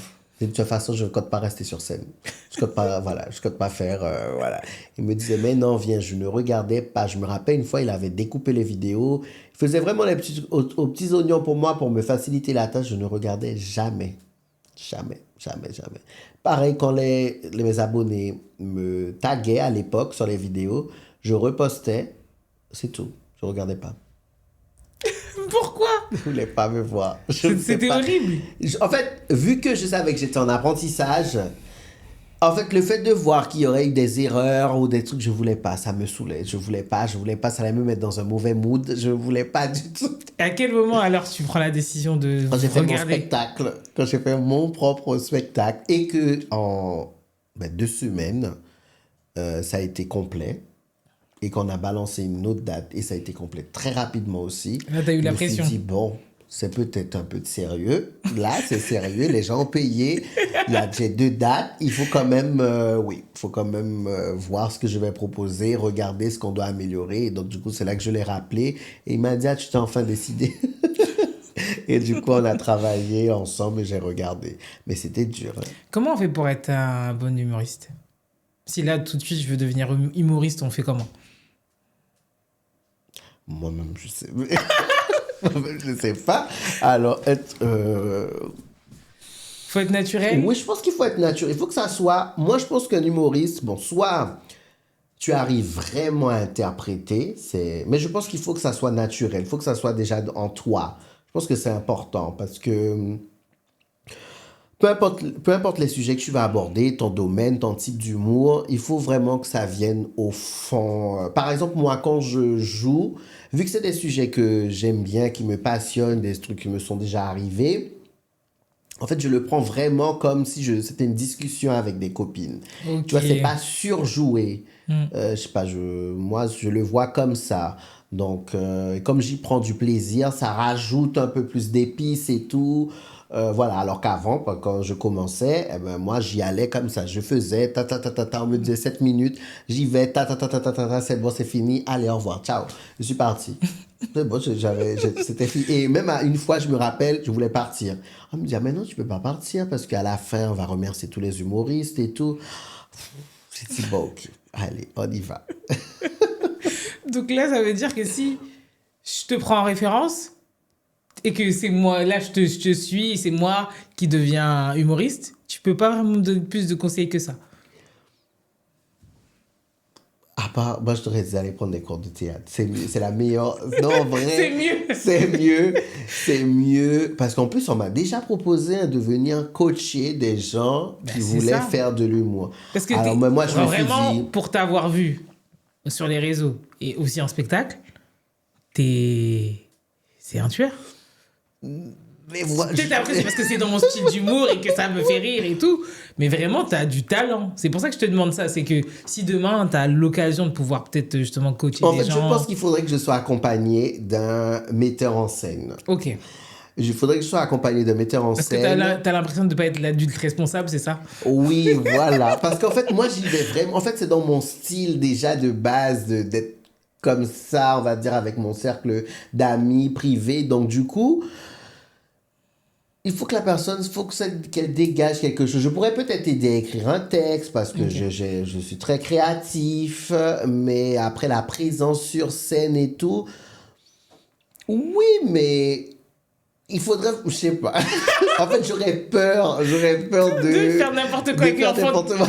avec l'enfant de Voilà, quelqu'un. l'enfant de quelqu'un. Parce qu'en fait, moi, vu que j'ai une façon de vivre super, je prends pas vraiment de choses à cœur. Ok. Et je sais que pour quelqu'un qui va se lancer, par exemple, toi, tu me demandes, tu vas peut-être le prendre à cœur, tu as envie quand même de cartonner. Et tu vas te dire, justement, tu vas te dire, putain, mais si lui il cartonne sur scène, moi aussi je veux cartonner. Et que maintenant, je te donne des exemples. Et je t'aide. Et puis au final, tu ne cartonnes pas. Là, tu vas me regarder, tu vas me dire, là, tu fais quoi? Tu voulais me saboter, en fait? Donc, ouais, non, je sais pas. Je sais pas. Je pense que si je suis accompagné d'une équipe, oui, je pourrais. Parce que ils vont m'encadrer et moi, je vais encadrer la personne. Mais si je suis solo, par exemple, je pourrais donner des techniques de commercialisation, des techniques pour mettre en avant un produit, vendre un produit, gérer les réseaux sociaux, ça, y a pas de problème. On peut m'envoyer solo, j'y vais sans problème. Mais l'humour, ou peut-être parce que comme je suis encore en train d'apprendre plein de Ok. choses, je me sens pas encore légitime à ce niveau-là, je pense. Donc, pour l'instant, tu veux pas me Non, coacher. pour l'instant, je veux pas te... je veux pas te coacher, non. Quel dommage. Je me serais laissé dans l'humour. Un jour, qui sait, un jour, j'espère, mais pour l'instant, je sais pas. Je pense que j'ai besoin d'être coaché, moi aussi. Qui, justement, sur ta route, t'a accompagné pour te coacher, justement, toi? Alors, mon premier metteur en scène, Maldon, qui s'appelle, il est guyanais. C'est lui qui a pris contact avec moi au début, quand mes vidéos venaient de commencer à tourner et tout. Il a pris contact avec moi parce qu'il avait une troupe, un groupe qui s'appelait le Yana Comedy. Et du coup, il comptait faire des dates en province, enfin à Toulouse, à Montpellier, où il y a une communauté antio-guyanaise. Parce qu'au début, les gens qui me suivaient, essentiellement, c'était les antio-guyanais. Parce que c'est vrai qu'il n'y a pas beaucoup même de gens qui viennent de... Ça, c'est démocratisé, mais à Oui, l'époque... ouais, exactement. il y a pas beaucoup. Non, il n'y avait pas énormément. Et donc, du coup, lui, il voulait faire des spectacles à Toulouse, à Montpellier, Bordeaux, je crois. Et il composait son équipe, et donc son groupe, et du coup, il m'a contacté. Sauf qu'après, je pense que les autres se sont démotivés, ou je sais pas ce qui s'est passé, donc c'était mort. Et on a continué à travailler ensemble parce que il m'a dit, ouais, est-ce que tu veux vraiment faire de l'humour et tout? J'ai dit oui. Et à chaque fois, il me coachait. Il me disait, tu dois dire ci, tu dois dire ça.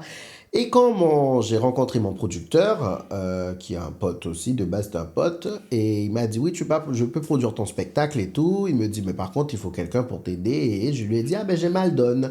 Et du coup, on a travaillé avec lui sur mon premier spectacle. La seule et l'unique, le premier spectacle que j'ai fait, on a travaillé avec lui dessus, et sur la première partie de mon deuxième. Sauf que Je pense que même lui, parce qu'on a changé de metteur en scène, je travaille avec un autre metteur en scène aujourd'hui qui s'appelle Tcherno. Et sauf que je pense que Maldon, il était bien pour les débuts, quand je venais de commencer et tout. Mais j'ai senti que on n'allait plus dans la même direction à un Ok. moment donné sur la deuxième partie, enfin sur mon deuxième spectacle. Je sentais qu'il avait d'autres ambitions, il était moins concentré. Donc on travaillait ensemble, mais c'était moins fluide qu'avant. Alors que lui, il me connaît par cœur. Hein. Je pense que jusqu'à aujourd'hui, il me connaît vraiment bien. Et je sentais qu'on allait prendre deux chemins totalement différents. Et que lui, il avait peur de me le dire et que moi aussi, j'avais peut-être peur de le frustrer. Donc, du coup, on est resté comme ça jusqu'à ce que j'en parle à mon producteur. Et mon producteur, il a vraiment pris la décision. Il a dit, bon, écoute, on va travailler avec quelqu'un d'autre et tout. Je vais parler avec Maldon et tout. Si toi, tu me dis ça, je vais voir avec lui. Et au final, la conclusion est venue qu'effectivement, on n'était plus du tout, on n'allait plus dans la même direction. Donc, et lui, il avait peur de me dire parce qu'il avait peur de me laisser. Et moi, j'avais peur de lui dire parce que je me suis dit, imagine, il se donne à fond. Et puis au final, c'est juste que, je sais pas, il y a un problème. Donc voilà. Mais lui, il m'a beaucoup accompagné, vraiment. Il a connu mes sautes d'humeur, il a connu mes downs, il a tout connu. Vraiment, quand je me suis énervé, il a vraiment connu. Lui, je pense qu'il me connaît vraiment. Là, mon nouveau metteur en scène, bon, j'ai grandi, j'ai mûri entre-temps. Donc, c'est différent, tu vois, c'est différent. Il n'a pas encore connu mes crises, on va dire. Et du coup, pourquoi on a attendu autant de temps entre les... Parce que, vu que, comme je t'ai dit, je te suis, on a attendu beaucoup de temps pour que tu annonces des dates parisiennes. Pourquoi? Alors, au début, par rapport au deuxième spectacle, tu parles, C'est ça. euh, parce que ben, déjà, il fallait terminer d'écrire le spectacle. Au Ok. début, on a commencé à écrire. Après, on s'est arrêté. Après, je voulais plus du tout écrire ça parce que j'avais commencé à écrire un spectacle. C'est fini. J'ai Comment tout on écrit un écrit. spectacle? Ah ben, moi, on arrive et puis on dit, tu veux parler de quoi? Ok. Et du coup, en fait, je lui dis tout ce par quoi je passe et tout ce qui passe par ma tête. Et on prend des idées, après on se revoit. Donc, c'est beaucoup de séances d'écriture. Ok. Beaucoup de séances d'écriture. Ça, c'est chiant, c'est le plus chiant. Mais après, il y a des gens qui, on écrit pour eux. Mais là, comme c'était lui et moi qui écrivions, donc du coup, c'est chiant.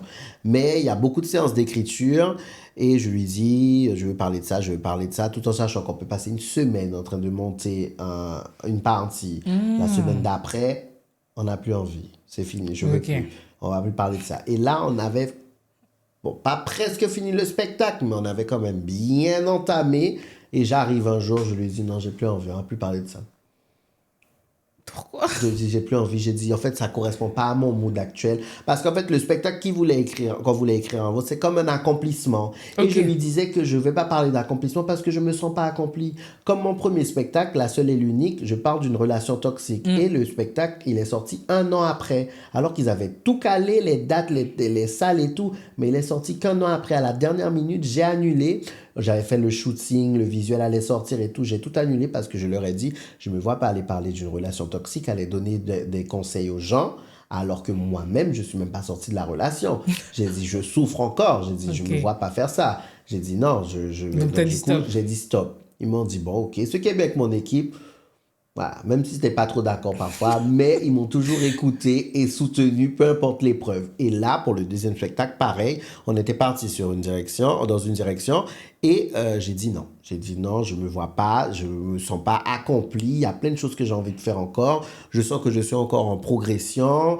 Je suis frustré par certains échecs encore. Je me vois pas arriver et dire je suis Parce qu'en accompli, fait, c'est du bon. coup, tout ce que tu écris, c'est personnel. Donc, tu Oui, peux oui, pas. Si voilà. toi, t'es pas guéri de ce Oui, truc-là, tu peux pas en parler. exactement. Si je suis Ok. pas en accord, non.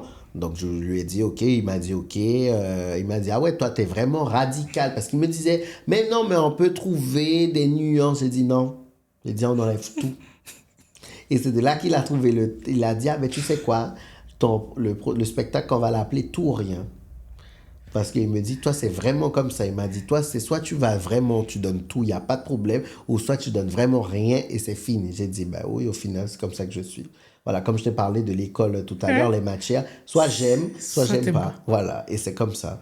Et du coup, on a commencé à écrire et je me sentais mieux dans cette phase d'écriture et ça a été beaucoup plus vite d'ailleurs. Parce qu'après, mon producteur, il pensait qu'on allait repousser encore la sortie du spectacle parce que tout devait être prêt pour septembre, fin septembre. Et comme, on va dire qu'en mai, je décide de tout réécrire. Ok, sachant que tu avais mis de mai à Voilà, avant. et sachant que j'avais mis de novembre à mai à écrire. Ah oui, non. Oui, On n'avait du pas coup, confiance. Voilà, et mon producteur avait déjà commencé à booker des salles et tout. Et je lui ai dit, t'inquiète pas, si je décide de tout changer, ça sera prêt pour fin septembre. Il m'a dit, bon, ok. Et du coup, voilà. Et après, du coup, on a fait le deuxième spectacle et tout. Mais je n'étais pas totalement satisfait parce qu'en même temps, on a eu très peu de temps pour vraiment s'entraîner. On n'a pas pu bien faire de rodage. Après, en prenant les avis, aussi les critiques constructives de mes abonnés, comme on a commencé les salles en province. Donc, du coup, on a amélioré, arrangé. Mais je n'étais toujours pas satisfait. Les gens aimaient, mais je trouvais qu'il manquait un truc. Il manquait vraiment un truc. Et ce truc-là, justement, on n'arrivait pas à voir avec mon premier metteur en scène qu'est-ce qui pourrait changer. Parce que je sentais que le spectacle avait du potentiel, mais c'est passé comme un plat, tu vois, tu sens qu'il manque un peu... Un petit truc. Ouais, il manque un petit truc pour que le plat prenne une autre tournure, tu vois, je sais pas, les grandes personnes, tu vois, ils te disent toujours, tu sais, tu vas rajouter ça. Et c'est fini. Et c'est fini. Et je trouvais qu'il manquait ça. Et donc après, on est parti avec le nouveau metteur en scène. Et lui, je lui ai expliqué, je lui ai dit que je voulais pas écrire un autre spectacle parce que je me sentais pas prêt non plus à écrire un autre spectacle. Je voulais qu'on continue sur celui-là, mais qu'on change des parties. Donc je lui ai donné les temps forts du spectacle qu'on avait et ce que je voulais changer. Et lui aussi, on a discuté, la vision que j'avais et on a modifié. Et là, je suis vraiment plus en accord avec le spectacle qu'on a, vraiment. Mais est-ce que c'est pas aussi l'âge qui fait que maintenant tu as guéri aussi de ce dont tu parles dans tes spectacles? Enfin, là, pour le deuxième, j'ai pas vraiment guéri parce que j'alterne vraiment, je suis encore je fais un bilan sur ces dernières années. J'ai accumulé certaines frustrations parce que je me suis dit que j'allais être beaucoup plus loin et au final, non. Par exemple, un truc bête, mais moi, j'ai toujours commencé, quand j'ai commencé la scène, surtout avec mon spectacle, j'ai commencé par des grandes salles. Ok. Donc, ça veut dire, mon premier spectacle, je l'ai joué devant 500 personnes, tu vois, à 2 dates d'affilée. Et ensuite, on est passé tout de suite à des salles de 900. Donc, j'ai fait, par exemple, la première version de mon deuxième spectacle. Je l'ai fait au théâtre Bobino, 900 personnes. Mon premier spectacle, je l'ai terminé et fait à maintes et maintes reprises au théâtre Bobino. Donc, c'est des salles de 900 personnes et tout qu'on arrivait à remplir à chaque fois. Et là, mon metteur en scène, donc du coup, parce qu'on dit qu'on veut aller beaucoup plus loin et tout, je sens que je stagne un peu. Et mon metteur en scène me dit qu'il faut créer une résidence. J'ai dit quoi? J'ai dit oui, mais j'ai rempli 3 fois le théâtre Bobino. Qu'est-ce que tu me racontes d'aller faire une résidence? Il me dit ah oui, les productions françaises, c'est pas comme ça que ça se passe. Il me dit ils veulent te voir à l'année, voir que toutes les semaines, il y a des gens qui se déplacent pour te voir. C'est ça qui compte. Parce que ok, tu remplis 3 dates, ok, il n'y a pas de problème, mais sur l'année, combien de fois tu peux remplir une petite salle? Combien de fois est-ce que les gens trouvent un intérêt à venir te voir chaque semaine? Et là, c'était dur parce que de passer de 900 personnes à jouer devant 200 personnes, et même moins parfois parce que le théâtre n'est pas tout le temps rempli, c'est dur. Parce que tu te dis, pour moi, c'était régressé à ce moment-là. Et il me dit, mais oui, mais vous avez fait tout à l'envers. Il me dit, les humoristes, ce qu'ils font, ils font petit. Ils commencent par des salles de 17, 20, 50, 200 et tout. Et après, ils terminent leur spectacle dans une grande salle. Ouais, comme et moi, je vois devoir faire le contraire. J'ai dit, ah non. Et ça, c'était dur. C'était vraiment dur. Vraiment. Mais du coup, là, on va parler forcément de ton spectacle là, tout de suite maintenant. Oui. Dis-nous ce que tu nous prépares, qu'est-ce qui se passe dans ce spectacle? Et je suis en pause après de décembre jusqu'au mois de mars. Et au mois de mars, je recommence une résidence à Paris jusqu'au mois de juin. Et qui sait proposer une grande date en fin d'année. On verra. Ça, c'est encore en négociation. Mais je continue encore les résidences. Mais c'est bon, maintenant, tu es habitué. Oui, donc... après, maintenant, je suis habitué. Et puis même, j'ai kiffé. Au début, je n'aimais pas trop. Mais c'est le temps de prendre le pli, hein, je pense, hein, c'est ça. Mais... Et même chaque soir, il doit avoir une vibe différente. Ouais, exactement. Et au fait, c'est plus intimiste. C'est plus intimiste. Le théâtre est plus petit. Les filles se lâchent vraiment. Elles me racontent leur vie. On rigole. Il y a plus d'interaction. Voilà, c'est comme si c'était un rendez-vous. Si on n'a pas eu l'occasion justement de venir te voir, est-ce qu'on peut avoir un tout petit peu d'anecdotes ou de choses qui se passent dans ce spectacle? Alors, bon, anecdote. Il faut vraiment voir le spectacle. Je ne peux pas spoiler comme ça, mais on passe vraiment par... Déjà, moi, comment je me sens entre Tania et Cleveland. Donc, du coup, il y a une réponse un peu parce que tout le monde me demande si je compte faire une transition. Est-ce que, voilà, comment je me sens. Donc, du coup, j'y réponds. Et il y a différentes anecdotes où pas mal de filles se retrouvent. Voilà, des anecdotes où moi-même, j'ai failli laisser ma vie. Vraiment. Les relations que j'ai aujourd'hui avec les hommes, ce qui se passe. Et il y a une partie très intéressante qui est le Tania et de moi que les gens ont connu sur YouTube et qu'on le retrouve au spectacle parce que soit les abonnés envoient des messages en amont, soit les gens même du public posent des questions sur leur situation et du coup on y répond en live et tout. Donc il y a beaucoup plus d'interaction et tout, c'est drôle, c'est fun. Le public participe, le public donne son avis. Donc c'est vraiment un rendez-vous, une thérapie entre copines, quoi, vraiment. Est-ce que dans tes copines, justement, t'es vraiment celle qui donne toujours des conseils? Oui, toujours. Elles ne suivent pas ce que je dis, mais oui. Mais comme toutes oui, ouais, voilà. Ne retourne pas avec ton ex, non, mais parce que tu comprends pas, il est différent. Exactement, voilà. C'est la base. C'est vraiment la base. On va passer à une partie de l'interview qui s'appelle les questions de Aura. Donc, c'est des questions super profondes, super deep. Et tu vas me répondre. Ok. On est parti? Oui. Qu'est-ce que tu protèges encore que tu veux pas montrer?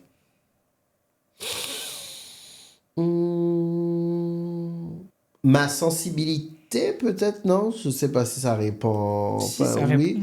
En fait, les gens savent que je suis très dans les émotions, je suis sensible, mais je pense qu'ils savent pas à quel point je suis sensible.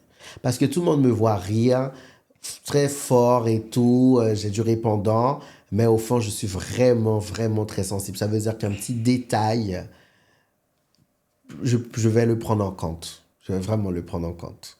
Et c'est pour ça que je pense que les gens ignorent. Les gens pensent que je suis vraiment carpe diem, je m'en fous, voilà, je fais des trucs. Mais il y a des trucs vraiment qui ne me font rien du tout, mais j'ai une grande sensibilité quand même et j'accorde de l'importance à énormément de détails. Et ça, je pense qu'ils ignorent.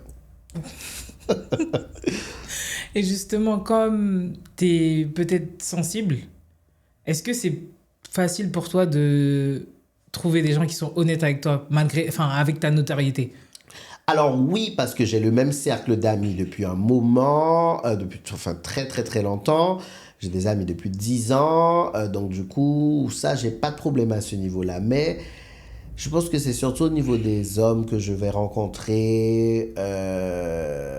Après, moi, en amitié, je suis très dur. Hein. Il faut savoir que si tu me fais une crasse, je peux te nexter vraiment du jour au lendemain, même si on a fait 6 mois, 6 mois, que je raconte, 6 ans d'amitié, vraiment, je peux te nexter et faire comme si on s'est jamais connu. Mais ma sensibilité, en fait, c'est au niveau de la réciprocité.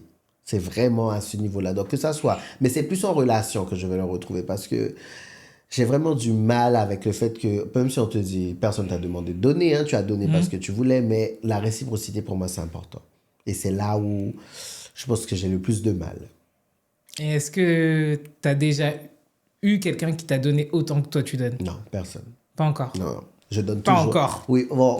On va dire pas encore, parce que sinon, ça fait mal au cœur. Oui, mais sinon, non, je donne toujours beaucoup plus. Vraiment beaucoup plus. Que ça soit en amitié. Enfin, en amitié, j'ai des copines quand même. Je sais que je peux compter sur elles, vraiment. Elles pourraient me donner autant.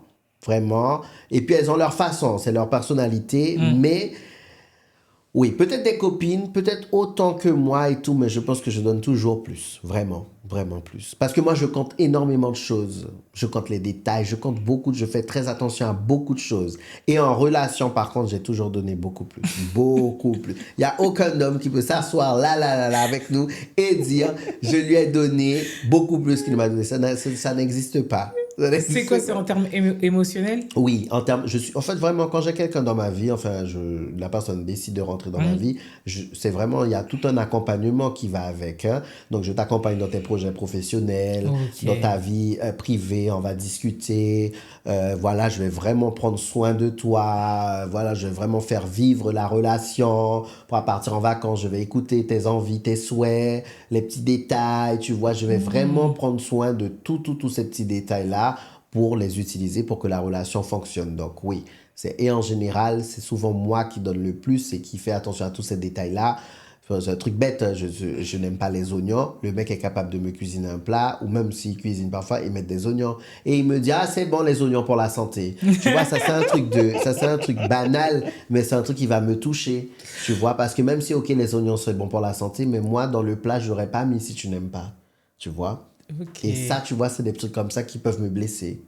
À la longue, on va dire, oui. Donc, ouais. C'est quoi la dernière fois que tu t'es surpris toi-même? Tu t'es surpris à faire quelque chose, peut-être tu t'es surpris à avoir une émotion que bah t'avais peut-être pas, ou tu t'es surpris tout simplement. À parler à mon père. Ok. Oui, parce que ça faisait très longtemps qu'on ne s'était pas parlé et j'avais besoin de lui mais c'était pas pour l'intérêt. J'avais besoin de son acte de naissance. Ok. Donc, j'avais besoin de passer par lui à un moment. Et j'avais demandé à ma mère. Et ma mère avait dit oui, qu'il m'avait transféré un audio où il disait oui, je n'ai pas de problème avec Cleveland, parce que ça faisait vraiment au moins 5-6 ans que je n'avais pas parlé à mon père, hein. Et elle me dit, oui, il veut te parler et tout. J'ai dit, bah, en vrai, j'étais déçu de son comportement, mais le temps est passé, j'ai grandi, il peut m'envoyer un message, il n'y a pas de problème. Donc, on a échangé un peu. Et j'étais vraiment étonné T'aurais de jamais moi-même. pensé. Non, parce qu'en fait, c'est pas que j'étais fâché avec mon père, mais je me suis dit, bon, on n'a plus rien à se dire, on n'a même pas grandi ensemble, chacun fait sa vie, quoi. Et le fait de lui reparler, je pensais pas que je lui aurais reparlé de façon assez fluide.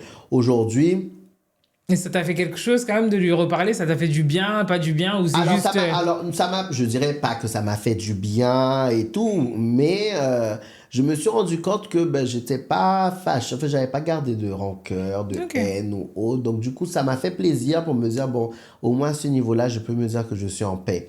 Tu sais, j'accumule pas de haine, de choses comme ça. Donc, ça m'a rassuré. Mais sinon, je veux pas dire j'ai sauté de joie, hein, non. Non. Si tu pouvais revenir à un seul moment de ta vie et un seul moment de l'histoire, tu te tirais où? Dans ton histoire et dans l'histoire du monde. Avant de venir, je serais jamais venu à Paris. En fait, j'avais le choix de soit aller à Paris, soit aller partir au Canada, au Québec, je crois.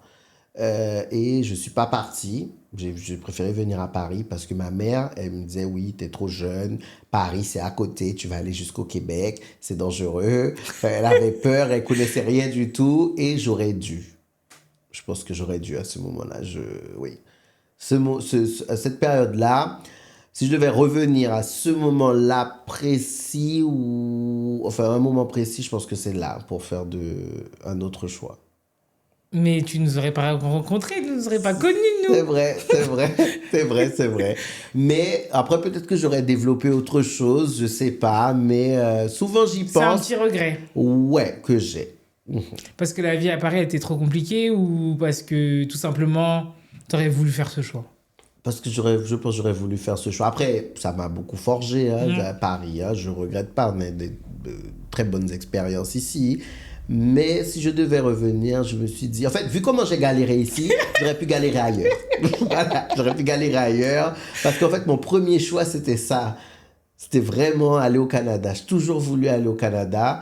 Et au final... Tu y as été maintenant. Oui, j'ai été à Toronto, j'ai été à Montréal. Et quand j'ai été, justement, ça m'a... Je me Ah, suis c'est dit, dit, je me suis si dit, j'aurais jamais. dû aller et tout. Donc, ouais, je serais revenu À ce moment-là. à ce moment-là. Et après, bon, comme tout jeune, je pense, moi, au moment où je pense parfois, c'est les moments où tu n'avais pas de facture, tu n'avais rien à payer. Quand tu étais chez ta mère, tu faisais que manger. On te demandait juste de faire le ménage. Tout le monde, je pense, aurait aimé revenir à ce moment. Moi, en tout cas, Moi aussi. voilà, j'y pense, je me dis, punaise, il n'y avait pas de facture, il n'y avait rien du tout. J'avais pas de problème, surtout. Voilà, j'avais pas de problème. Ma mère me demandait juste une chose, faire le ménage. C'est tout. Voilà. C'était simple. C'était très simple. Et à l'époque, c'était très compliqué pour nous. Et justement, dans l'histoire du monde, t'aurais aimé revenir à quelle période ou pour voir peut-être quelque chose? Alors, je pense que c'est récent, ça, par contre, le Covid. Ok. Ouais, j'aurais aimé, même si c'était catastrophique. Moi, après, j'allais dire, c'était catastrophique en termes de santé. Mais moi, Oui, j'ai adoré cette période. ben voilà, moi j'ai adoré cette période parce que je sais pas, j'avais l'impression que l'air était plus sain. Ah, c'était mieux, c'était, faisait bon vivre. En fait, c'est compliqué à dire, Non, mais clairement, je pense que on est beaucoup à avoir ce pourtant, oui, sentiment. pourtant j'étais dans une situation où, ben, du coup, vu que je pouvais pas faire de spectacle, je venais de démissionner de l'Éducation nationale. J'étais Ok. vraiment dans un contexte pas facile, hein. Tous les mois, je ne savais pas comment j'allais payer mes factures. Ok. Mais Mais t'avais j'ai- pas le chômage, du coup? non, parce que j'ai démissionné. Quand on Ah. démissionne, ouais, j'ai démissionné, donc c'était mort, c'était pas possible. Mais comment t'as fait alors? Ben, je me débrouillais. Je sais que j'avais fait un dernier spectacle. Ouais, donc t'as touché Donc quand du même un peu coup, d'argent. ouais, et j'avais pas beaucoup de charges. Donc du coup, c'était assez simple pour moi. Donc après, j'avais fait des petites collabs à gauche, à droite parce qu'il y avait des restaurants. Ben, tout le monde se réadaptait, quoi. Donc les livraisons et tout. Donc du coup, ils faisaient appel aux influenceurs, créateurs de contenu. Donc voilà, c'est comme ça. Mais c'était une période où je sais pas, j'avais moins de problèmes, j'étais en paix. Je sais pas, l'air était sain, je me sentais beaucoup plus apaisé.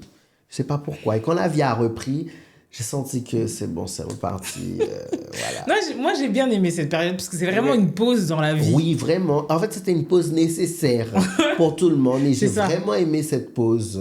Ouais, vraiment aimé cette pause. Moi aussi. Ouais. Franchement, c'était Voilà. vraiment cool.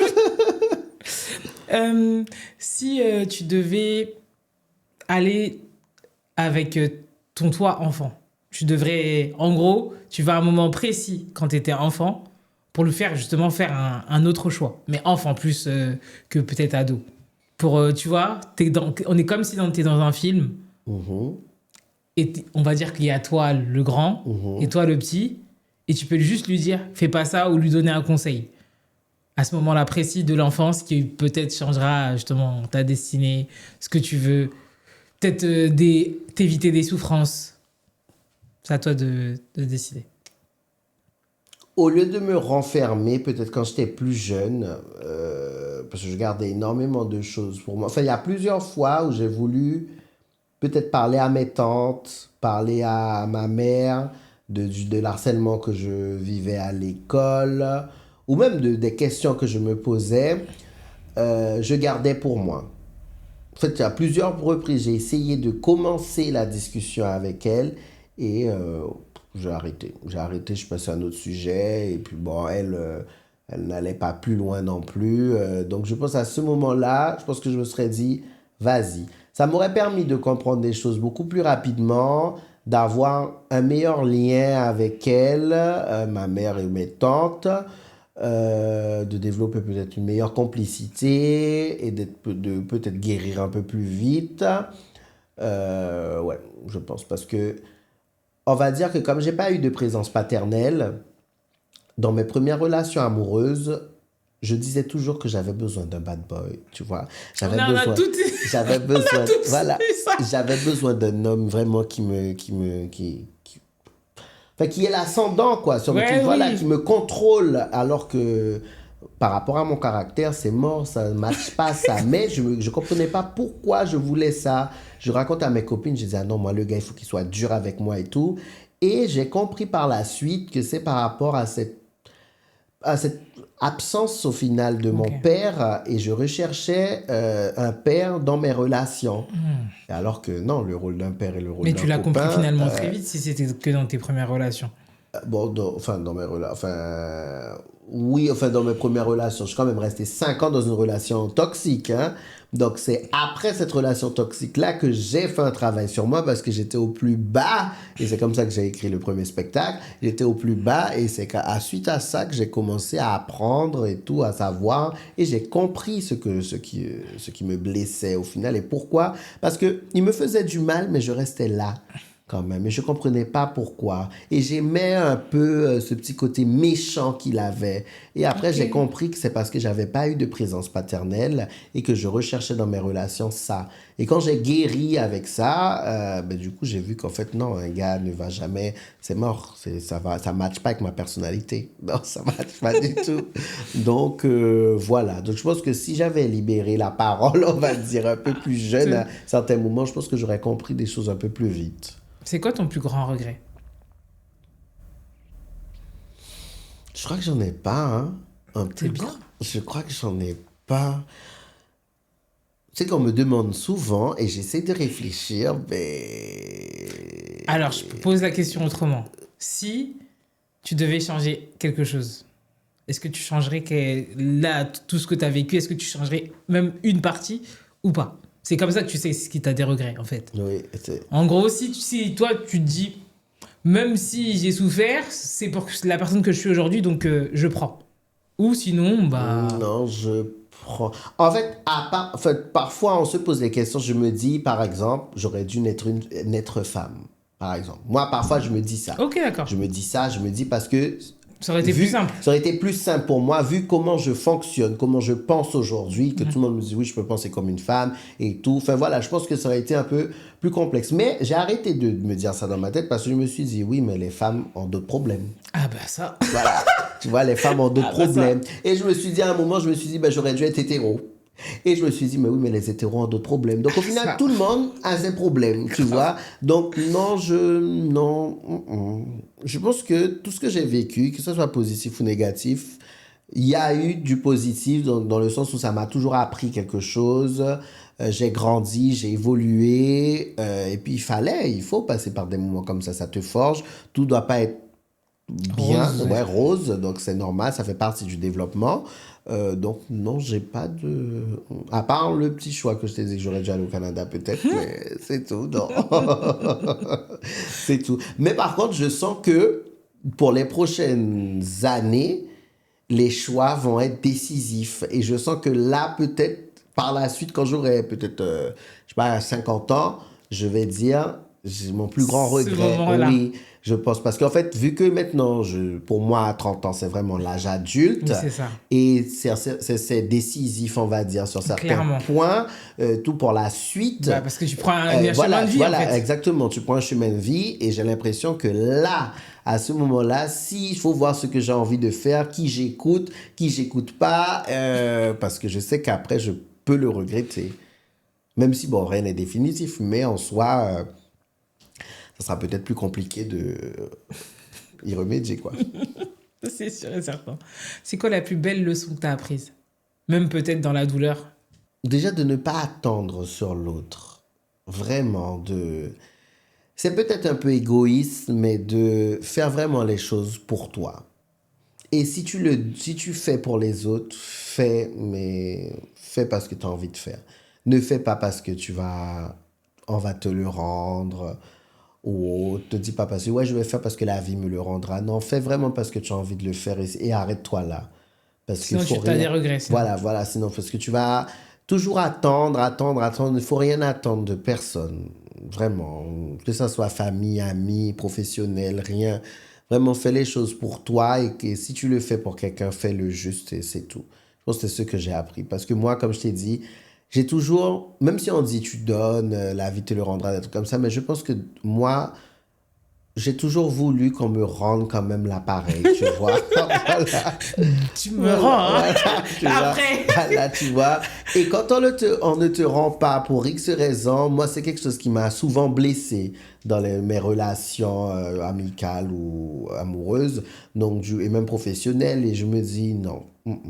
Aujourd'hui, vraiment, si je donne, je donne. C'est dur, mais je fais toujours un travail sur moi. Tu donnes et tu t'en fous maintenant qu'on te rende pas. Ça dépend.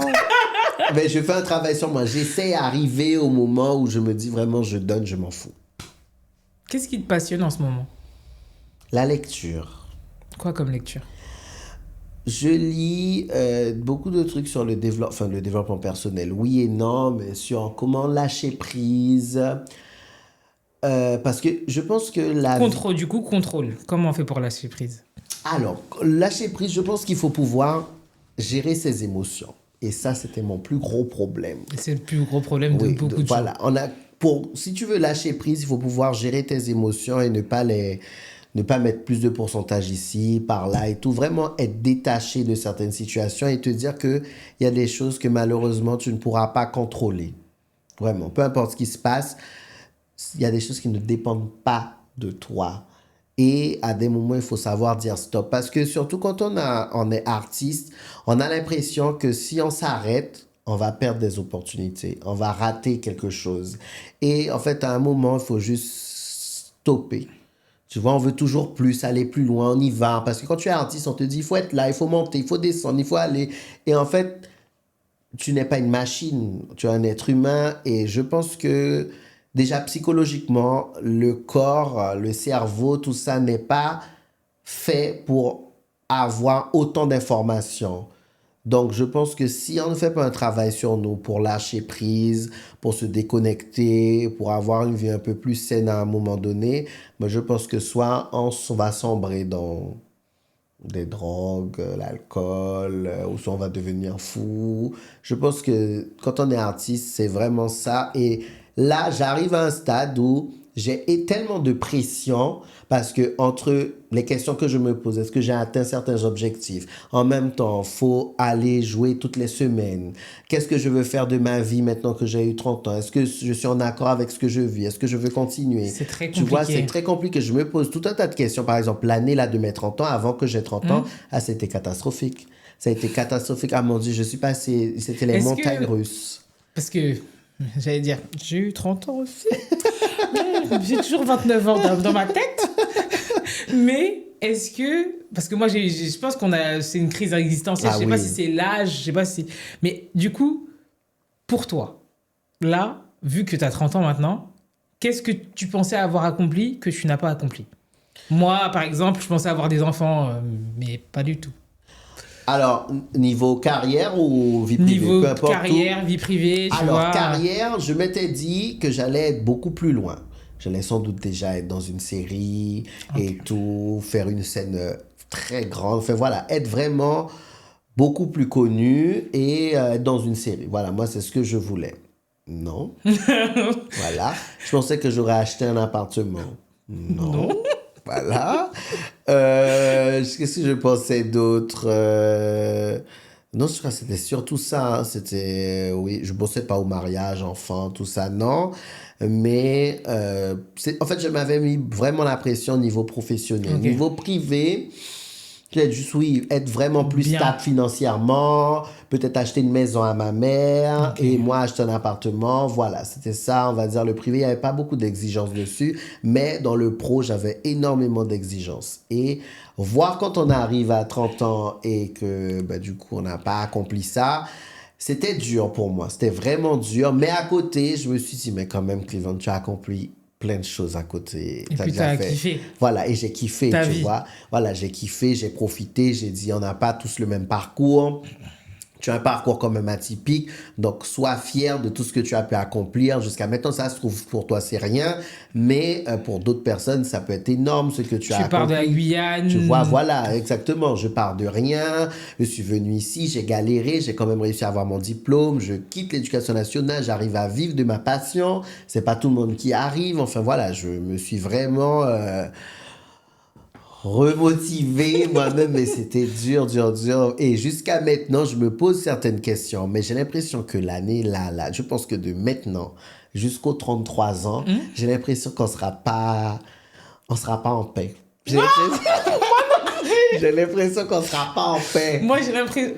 Après, j'ai plein de copines. Elles ont eu 33 ans et c'est là que ça s'est stabilisé. Donc, Oui, je pense tu vois. que. Ouais, Y a un et truc. pareil, moi aussi, j'ai plein de potes aussi qui se sont stabilisés après 33 ans, mais j'ai l'impression qu'on ne sera pas en paix. Et c'est pour ça que je te dis tout à l'heure, je pense que les choix, c'est maintenant que je Ça vais fait trop devoir. peur. Voilà, c'est maintenant que je vais devoir les faire parce que je pense qu'ils seront décisifs un peu pour la suite. Donc, et oui, ça fait peur, justement. Ça fait peur. Je me dis, oula, là. Parce qu'en fait, je me dis. Je réfléchis tellement parfois comme un enfant que je me dis, moi, je dois prendre la responsabilité là maintenant. Mais bon, c'est comme ça. Tu sais, moi, j'ai souvent le cas, parce que j'ai eu beaucoup de stagiaires. Mhm. Et en fait, enfin, au lycée, on m'a dit quelque chose que jusqu'à maintenant, ça m'accompagne. On m'a dit, c'est ton bac. Oui. Mais moi, j'avais jamais conscientisé quand je faisais le bac que c'était pour moi que je faisais le bac. Je fais le bac, comme ça, mes parents ils sont contents, comme Voilà. ça, voilà, personne Oui, me saoule, voilà, quoi. voilà. Mais en fait, là, c'est notre vie, c'est Voilà, pour nous. exactement. Oui, tu vois, tu te dis que là, c'est pour toi. Et en fait, et en même temps, c'est pour toi, mais quand tu travailles avec une équipe, quand tu travailles avec des gens, tu n'as pas envie de les décevoir. S'ils ont un projet, tu as envie de les accompagner, mais parfois, c'est pas forcément dans la direction dans laquelle tu veux aller. Donc, en fait, il y a ce petit côté où je fais les choses pour moi, où je fais les choses pour eux, où j'essaie de trouver un juste milieu. Et je pense que ça, c'est le plus compliqué parce que je vais pas te mentir, plusieurs fois, j'ai eu envie de tout abandonner. Je me dis, je vais à l'étranger, je vais Là, vivre. tu changes de vie. Voilà, je change de vie totalement. Je vais faire du Mais community manager. est-ce que tu pourrais, sincèrement, Je sais pas. après tout ce que tu as construit et vécu, En fait, parce que je pense, tu vois, parce que j'ai côtoyé beaucoup de stars, voilà, c'était un peu mon taf, mais j'ai l'impression que les émotions que tu as quand justement tu es une star, tu peux pas les vivre autrement. ouais, non. Oui. Elles sont. Enfin, on peut pas comprendre, parce que j'ai l'impression que c'est en même temps entre un peu. Vous êtes des psychopathes, et en même temps, c'est trop bien. Oui, voilà. C'est la oui, torture. Oui, c'est exactement ça. Et je pense qu'on pourrait pas vivre. Mais en fait, je pense que moi, l'équilibre que j'ai réussi à trouver jusqu'à maintenant, enfin, de me dire, c'est que, ok, c'est bien, mais je grandis, je prends de l'âge, et à un moment donné, j'aurai plus la même énergie. Donc, en fait, plus le temps passe, je me dis, il faut essayer de se stabiliser pour en gros se retirer discrètement tout en laissant quand même une empreinte. Parce que si les gens Rihanna. veulent te retrouver, exactement. Voilà, exactement. Parce qu'en fait, le problème avec le temps, c'est que aujourd'hui, ça va, les gens aiment bien me voir, les gens viennent à mes spectacles et tout, mais demain, il y a une autre génération qui arrive, il y a des gens qui vont venir, sans doute plus performants, avec de meilleures idées et tout. Et le problème d'un artiste, c'est ça, c'est qu'il faut toujours se réinventer, toujours se réadapter. Et il y a pour certains, ça passe très bien. Il y a pour d'autres, c'est plus compliqué. Et il y a d'autres, ils n'arrivent pas du tout. À Et en passer fait, le cap. ouais, et du coup, T'es un artiste de cette époque. voilà, Et on se dit, exactement. Et tu vois, l'ancienne. voilà, et exactement. Je pense que c'est plus dur pour un artiste pour dire, mais oui, à l'ancienne, on va et ça. Et quand tu vois, si la personne a arrêté à l'ancienne, Ouais. ok. Mais si elle continue à se battre à l'heure actuelle, c'est dur d'entendre ça. Ah ouais. Parce que tu te rends compte que tu te bats pour essayer d'être dans la tendance. Et en fait, toi, on parle de toi comme si ça fait 50 ans que t'as pas chanté. Tu vois, c'est dur, non, c'est dur. Donc, du coup, moi, pour ne pas, et comme je sais que les émotions, ça, c'est quelque chose, voilà, ça m'impacte vraiment. Et je me suis dit, plus le temps passe, pour pas que je sois dégoûté aussi du métier, que je parte tranquillement, je me suis dit, me stabiliser, Ok. faire des choses que j'aime faire, mais me retirer discrètement, tu vois, et ne pas m'entêter à continuer à faire des trucs qui finalement ne me correspondent plus ou ne correspondent plus à mon public parce que mon public aussi grandit avec moi. Oui, c'est ça. Donc voilà, je vais pas forcément me dire je vais attirer un public un peu plus jeune et puis je me rends compte au final ça me parle pas du tout et je le fais juste parce que je veux rester tendance. Parce que Non. tu vois, je le vois que par exemple sur TikTok et sur beaucoup de réseaux Snap, en fait, t'es une ref. Il y a beaucoup d'audio de toi qui Oui. tournent. Tu vois? C'est Donc, vrai. t'es grave une ref. T'es toujours dans le truc. Mais je comprends peut-être ton envie de montrer autre chose aussi de toi-même, en fait, tout simplement. Oui, tu vois, par exemple, je sais que faire des spectacles ou même rester sur un téléphone ou faire des TikTok tout le temps, je sais que à un moment, ça va.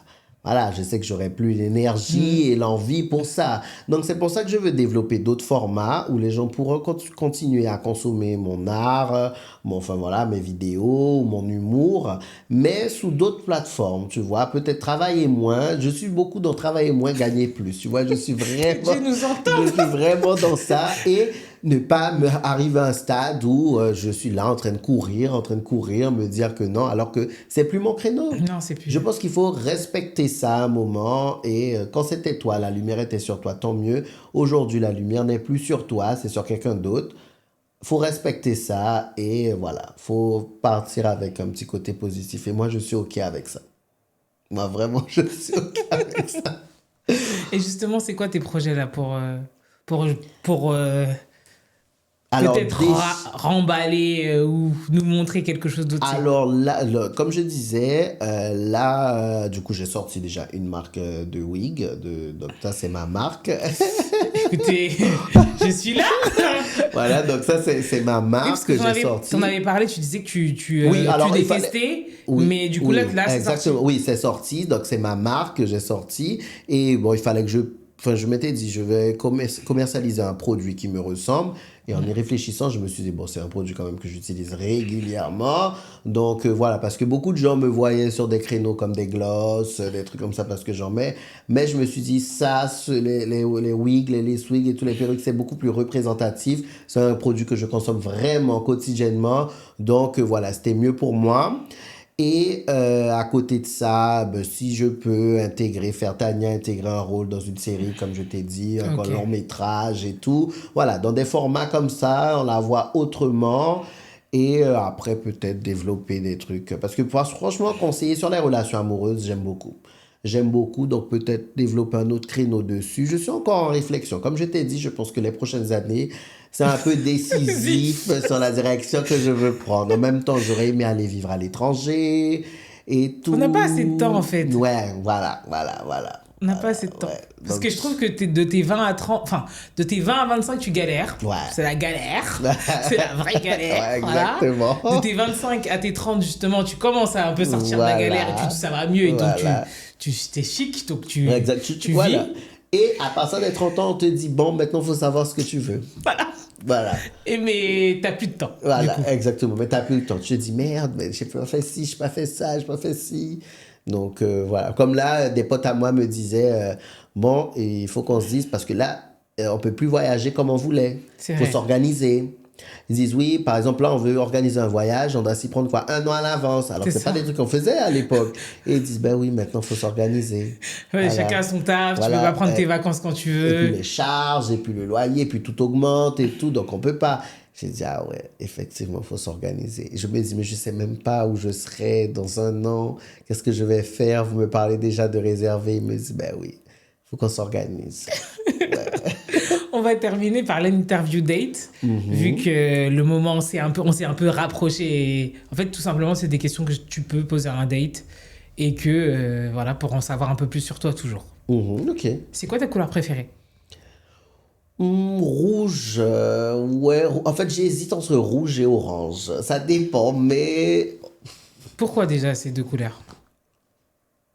bon, je partirais plus sur l'orange. Je partirais plus sur l'orange. Parce que, bon, je dirais rouge parce que c'est, pour moi, la couleur de l'amour, c'est vif et tout. Et puis, ça me passion. correspond dans ma personnalité parce que je suis très. Enfin, autant ça peut être, comme je t'ai dit, tout, autant ça peut être rien. Et le rouge, ça peut vraiment. C'est tout, on va dire. Pour ok. moi, c'est vif. Et puis, même, on va dire, je suis quand même un amoureux de l'amour. Hein. Moi, peu importe les déceptions que j'ai eues, je reste quand même un amoureux de l'amour. Je perds pas cette envie.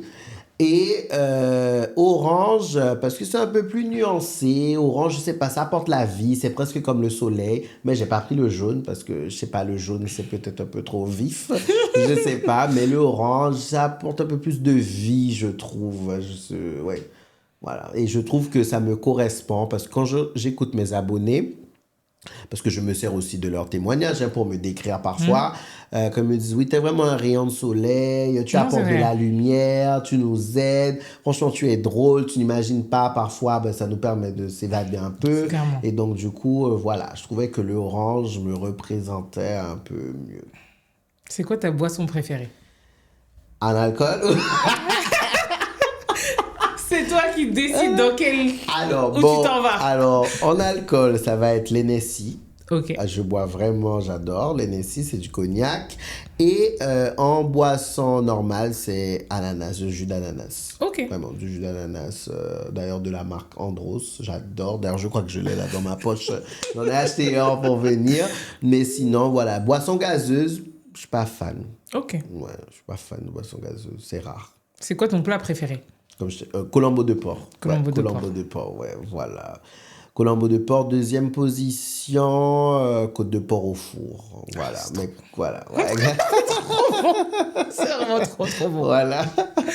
Si Là, c'est une question super compliquée. Dans toute la nourriture de la Guyane, tu dois supprimer un plat. Il n'existe plus. Tu supprimerais quoi, du coup? Un plat que j'aime. Non, Non. tu supprimes un plat. On n'a pas dit... Enfin, tu supprimes toi ce que, pour toi, on devrait supprimer. Tu sais, ça se trouve, c'est quelque chose que t'aimes pas et... C'est quelque chose que j'aime pas. Et quelqu'un va dire quoi? Alors, il y a un... Bon, je vais dire ce plat-là plutôt. Le calou. C'est Alors, quoi? c'est un plat. Alors, même moi, je saurais. Bon, je sais pas si je vais bien l'expliquer. Désolé si j'explique mal, mais c'est un plat à base de. Il y a pas mal de feuilles, c'est des épinards et tout. Et ils mettent du poulet fumé, du lard et tout. Mais c'est un plat, vraiment, c'est gluant un peu à la fin et tout, mais avec beaucoup, beaucoup de feuilles, Ok. beaucoup d'épinards et tout. Ah, ça, c'est. Oh. Supprimé. Oh, les gens mangent ça parfois avec du riz ou seul. Ah non, moi j'aurais supprimé. J'aurais supprimé. Mais les gens adorent ça, les gens raffolent. Ah, moi je peux pas me voir ce plat. C'est quoi ton film préféré? Ou tes films préférés? Alors j'ai beaucoup aimé le film de Lady Gaga. Ok.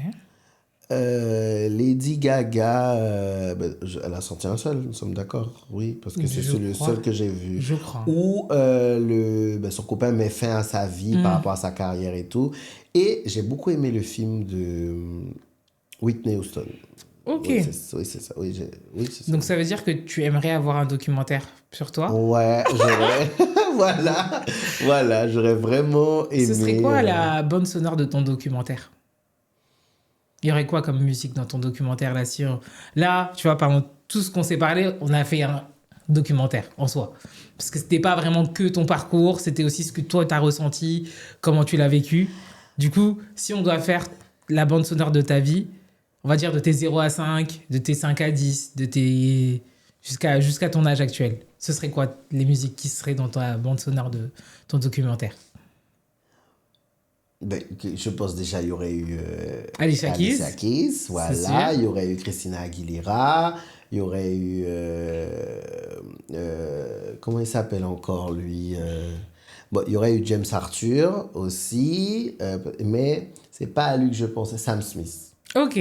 J'écoutais beaucoup, beaucoup, beaucoup à l'époque aussi. Comme je t'ai dit, les musiques musiques tristes. Voilà. Mais même Rihanna, tu sais que les musiques que j'écoute de Rihanna, c'est des musiques Unfaithful. tristes. Oui, il y a un autre qui s'appelle Farewell, un truc comme ça. Non, en fait, c'est des musiques que parfois des gens ne connaissent pas, mais que je connais parce qu'elles sont tristes. Vraiment, c'est des musiques super tristes. Il y aurait eu des parties dynamiques et tout, mais il y aurait eu quand même beaucoup de musique. C'est quoi triste. la musique qui représenterait ton arrivée à Paris alors? C'est triste ou c'est joyeux? Ah, justement, j'essaie de de remettre à l'époque où j'écoutais. Non, pas forcément à l'époque où t'écoutais, mais si là, aujourd'hui, maintenant que voilà, on est 50 ans après, tu choisirais quoi comme musique pour cette période-là? J'aurais pris Christina Aguilera quand même, Bounce to You, je crois. Oui, c'est Ok. ça le titre. Oui, j'aurais pris ça. Parce que, en plus, c'est la musique d'un film, il me semble, hein, cette musique, je crois. Hein.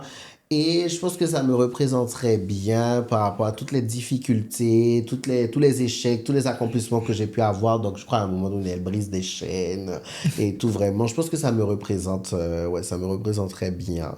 Ouais, je pense, oui. Mais du coup, c'est triste et oui ou non, ça dépend. Oui. Dans les films et séries que t'as vus, on va dire, quel personnage t'aurais pu rentrer dans la télé et le frapper? Alors bon, les séries que je regarde, c'est souvent des séries avec la drogue et tout, la Reine du Sud et tout, ça c'est mes séries préférées. Mais Si t'avais eu l'occasion voilà, de rentrer dans la télé, je pense, bon là, à l'heure actuelle, vu que je regarde Beauty in Black, enfin voilà, ça aurait été, comment elle s'appelle? Mallory. Oh là là, Mallory, comment elle m'agace. Ah non, elle m'énerve tellement. Et la pote de Kimi, Rain. ah ouais, Ah non, elle aussi. que des mauvaises Ah oui, décisions. ah oh là là, elle aussi. Mais sinon, Mallory, vraiment, elle a un petit côté garce que, ah là là là là, ça passe pas. Ça passe pas. Elle joue bien son rôle. Oui, elle joue vraiment bien son rôle Ouais. pour le coup, mais elle m'agace, oui. Alors, Et si on était du coup, toi tu devais jouer un personnage dans une série, dans un film, t'aurais choisi le personnage de qui? Tu le remplaces, quoi. J'adore cette actrice, elle s'appelle Taraji. Cookie. Ouais, exactement, Cookie. Exactement. Ah, elle c'est vraiment. Ah, je pense que. En fait, sa personnalité match avec moi, ma personnalité de ce que je vois, en tout cas dans ce qu'elle joue. Ah non, elle est trop forte. Ah non, j'adore. T'aurais kiffé jouer ce genre de rôle? Ouais, exactement, oui. J'aurais vraiment kiffé jouer ce genre de rôle, vraiment. Ton rôle idéal, ce serait quoi alors? Si là, on va dire qu'il y a, ça se trouve, il y a des gens du cinéma qui nous écoutent, qui nous regardent, ils se disent, ok, je savais pas que tu voulais faire ça, mais C'est cette femme vraiment au tempérament fort qui se laisse pas faire, un peu comme Cookie, qui est très émotive au final, Au dans final, le fond, oui. voilà, qui est très émotive, mais qui ne se laisse pas faire, par exemple, cette femme d'entreprise qui essaie de trouver sa place et tout auprès de grands requins qui ne veulent pas la laisser faire, mais tu vois, tout le monde la respecte quand même, elle a pas peur de se battre. Tu sais, au final, pour représenter les femmes aujourd'hui qui ont du mal à s'imposer ou parfois ont peur de s'imposer, ont du mal à trouver leur place. Et vraiment, cette femme qui va, elle n'a pas peur, elle affronte. Tu vois, cette personnalité-là, donc ça peut être dans une entreprise, ça peut être dans une famille, ça peut être, je sais pas, dans n'importe quel domaine, même dans le milieu artistique et tout. Ok. Vraiment, elle y va, elle n'a pas peur. Tu vois, c'est une manager et tout. Tu sais, on la connaît. Tu sais, de nom, on dit que elle, quand elle arrive, tu vois, t'es déjà en mode, ah là, C'est mort. ça va barder. Ouais, vraiment, voilà. Et dernière question, qui est dure aussi, très très dure. Ah ouais. C'est un date très très dur parce que maintenant je sais que t'es comme moi, cette question te fait peur. Tu te vois où dans 5 ans? Et Oh tu te là vois là. où dans 10 ans? Ah, Parce que là, Alors. on arrivera à la quarantaine.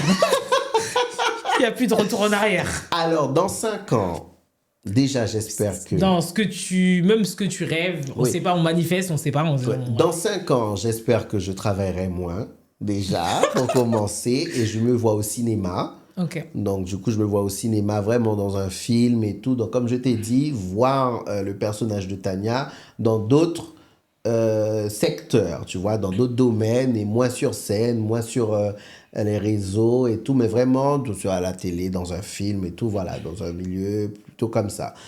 Donc là, et dans 10 ans, donc du coup que j'ai trouvé une stabilité depuis, hein, voilà, dans 5 ans, tout ça, je sois épanoui, professionnellement parlant, que j'ai finalement, je me suis dit, bon là, j'ai vraiment trouvé ma voie, je me pose et tout.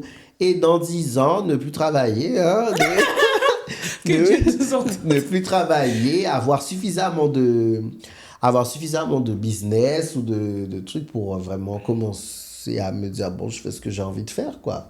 Vraiment, être posé dans ma villa, travailler le moins que possible, les affaires marchent, je viens juste signer des papiers. Vraiment, oui, vraiment. T'aimerais bien être Rihanna, du coup. Elle fait ça, Rihanna? Bah, en soi, elle Oui. fait plus elle a commencé Oui. par la musique, elle a Oui, arrêté, oui, maintenant oui. elle a plein de business. Oui, voilà. Bah, Et oui, oui, en oui, vrai, oui. on la voit, là, elle fait que des Oui, gosses, quoi. Mais voilà, sinon, oui. Non, alors pas avec autant de gosses qu'elle, mais Voilà. voilà. Mais oui, voilà, être beaucoup plus chill. Moi, je me dis, plus j'avance dans l'âge et moins je travaille, plus je suis posé, plus je prends soin de moi et voilà. Moi, je vois les choses comme ça. Je me vois pas justement me dire, putain, à 40 ans, je cours encore. Non. Non, c'est bon. Voilà. T'as assez couru de toute façon. Voilà, je cours quand même. Comme je t'ai dit, j'ai commencé à travailler depuis l'âge de 17 ans et demi, 18 ans. Ok. Donc, on va dire depuis 18 ans, je cours. C'est bon. Voilà, je cours. Donc, j'espère qu'à 35 ans, je vais moins courir. Je vais peut-être marcher rapidement. Et à 40 ans, je ne vais plus courir du tout. Tu marches de temps en temps. Voilà, je marche de temps en temps. Je m'assois sur un banc, j'attends. Voilà, voilà, exactement. Mais en tout cas, c'était un plaisir de t'avoir avec moi. Je suis Merci. grave contente d'en savoir un peu plus sur ton cerveau et comment tu vis les choses. J'ai vu beaucoup de choses sur toi et je suis trop contente que tu sois la même personne, en fait. Que je pense qu'il y a plein de gens qui se disent « Ah, les stars, des fois, on ne sait pas et tout. » Mais là, la même Tania, le même Cleveland que je vois sur les réseaux, c'est la même chose. Super, alors merci. Ça, c'est le plus beau compliment, vraiment, Vraiment. parce que moi, je me dis, il faut vraiment. Enfin, je veux pas que les gens aient une autre image de moi quand ils me voient en vrai que par rapport au réseau, je sais pas, les gens ont tendance à dire, ouais, sur les réseaux, la personne est cool. En vrai, je l'ai vu, elle est exécrable, elle se prend pour Il y en a qui plein. et tout. Ouais, vraiment. C'est ça le Et problème. donc, du coup, moi, c'est vraiment que la personne retrouve ce qu'elle voit sur les réseaux, m'aime bien et tout. Enfin, c'est toute cette énergie que je dégage à travers les vidéos que la personne retrouve en vrai. Donc, vraiment, c'est un super compliment que tu puisses me faire là. Et merci à toi surtout. C'était vraiment top, ça change et tout. Sur d'autres questions, on passe, c'est fluide. Non, c'est bien. J'aime bien, j'aime beaucoup. Merci à toi. Merci.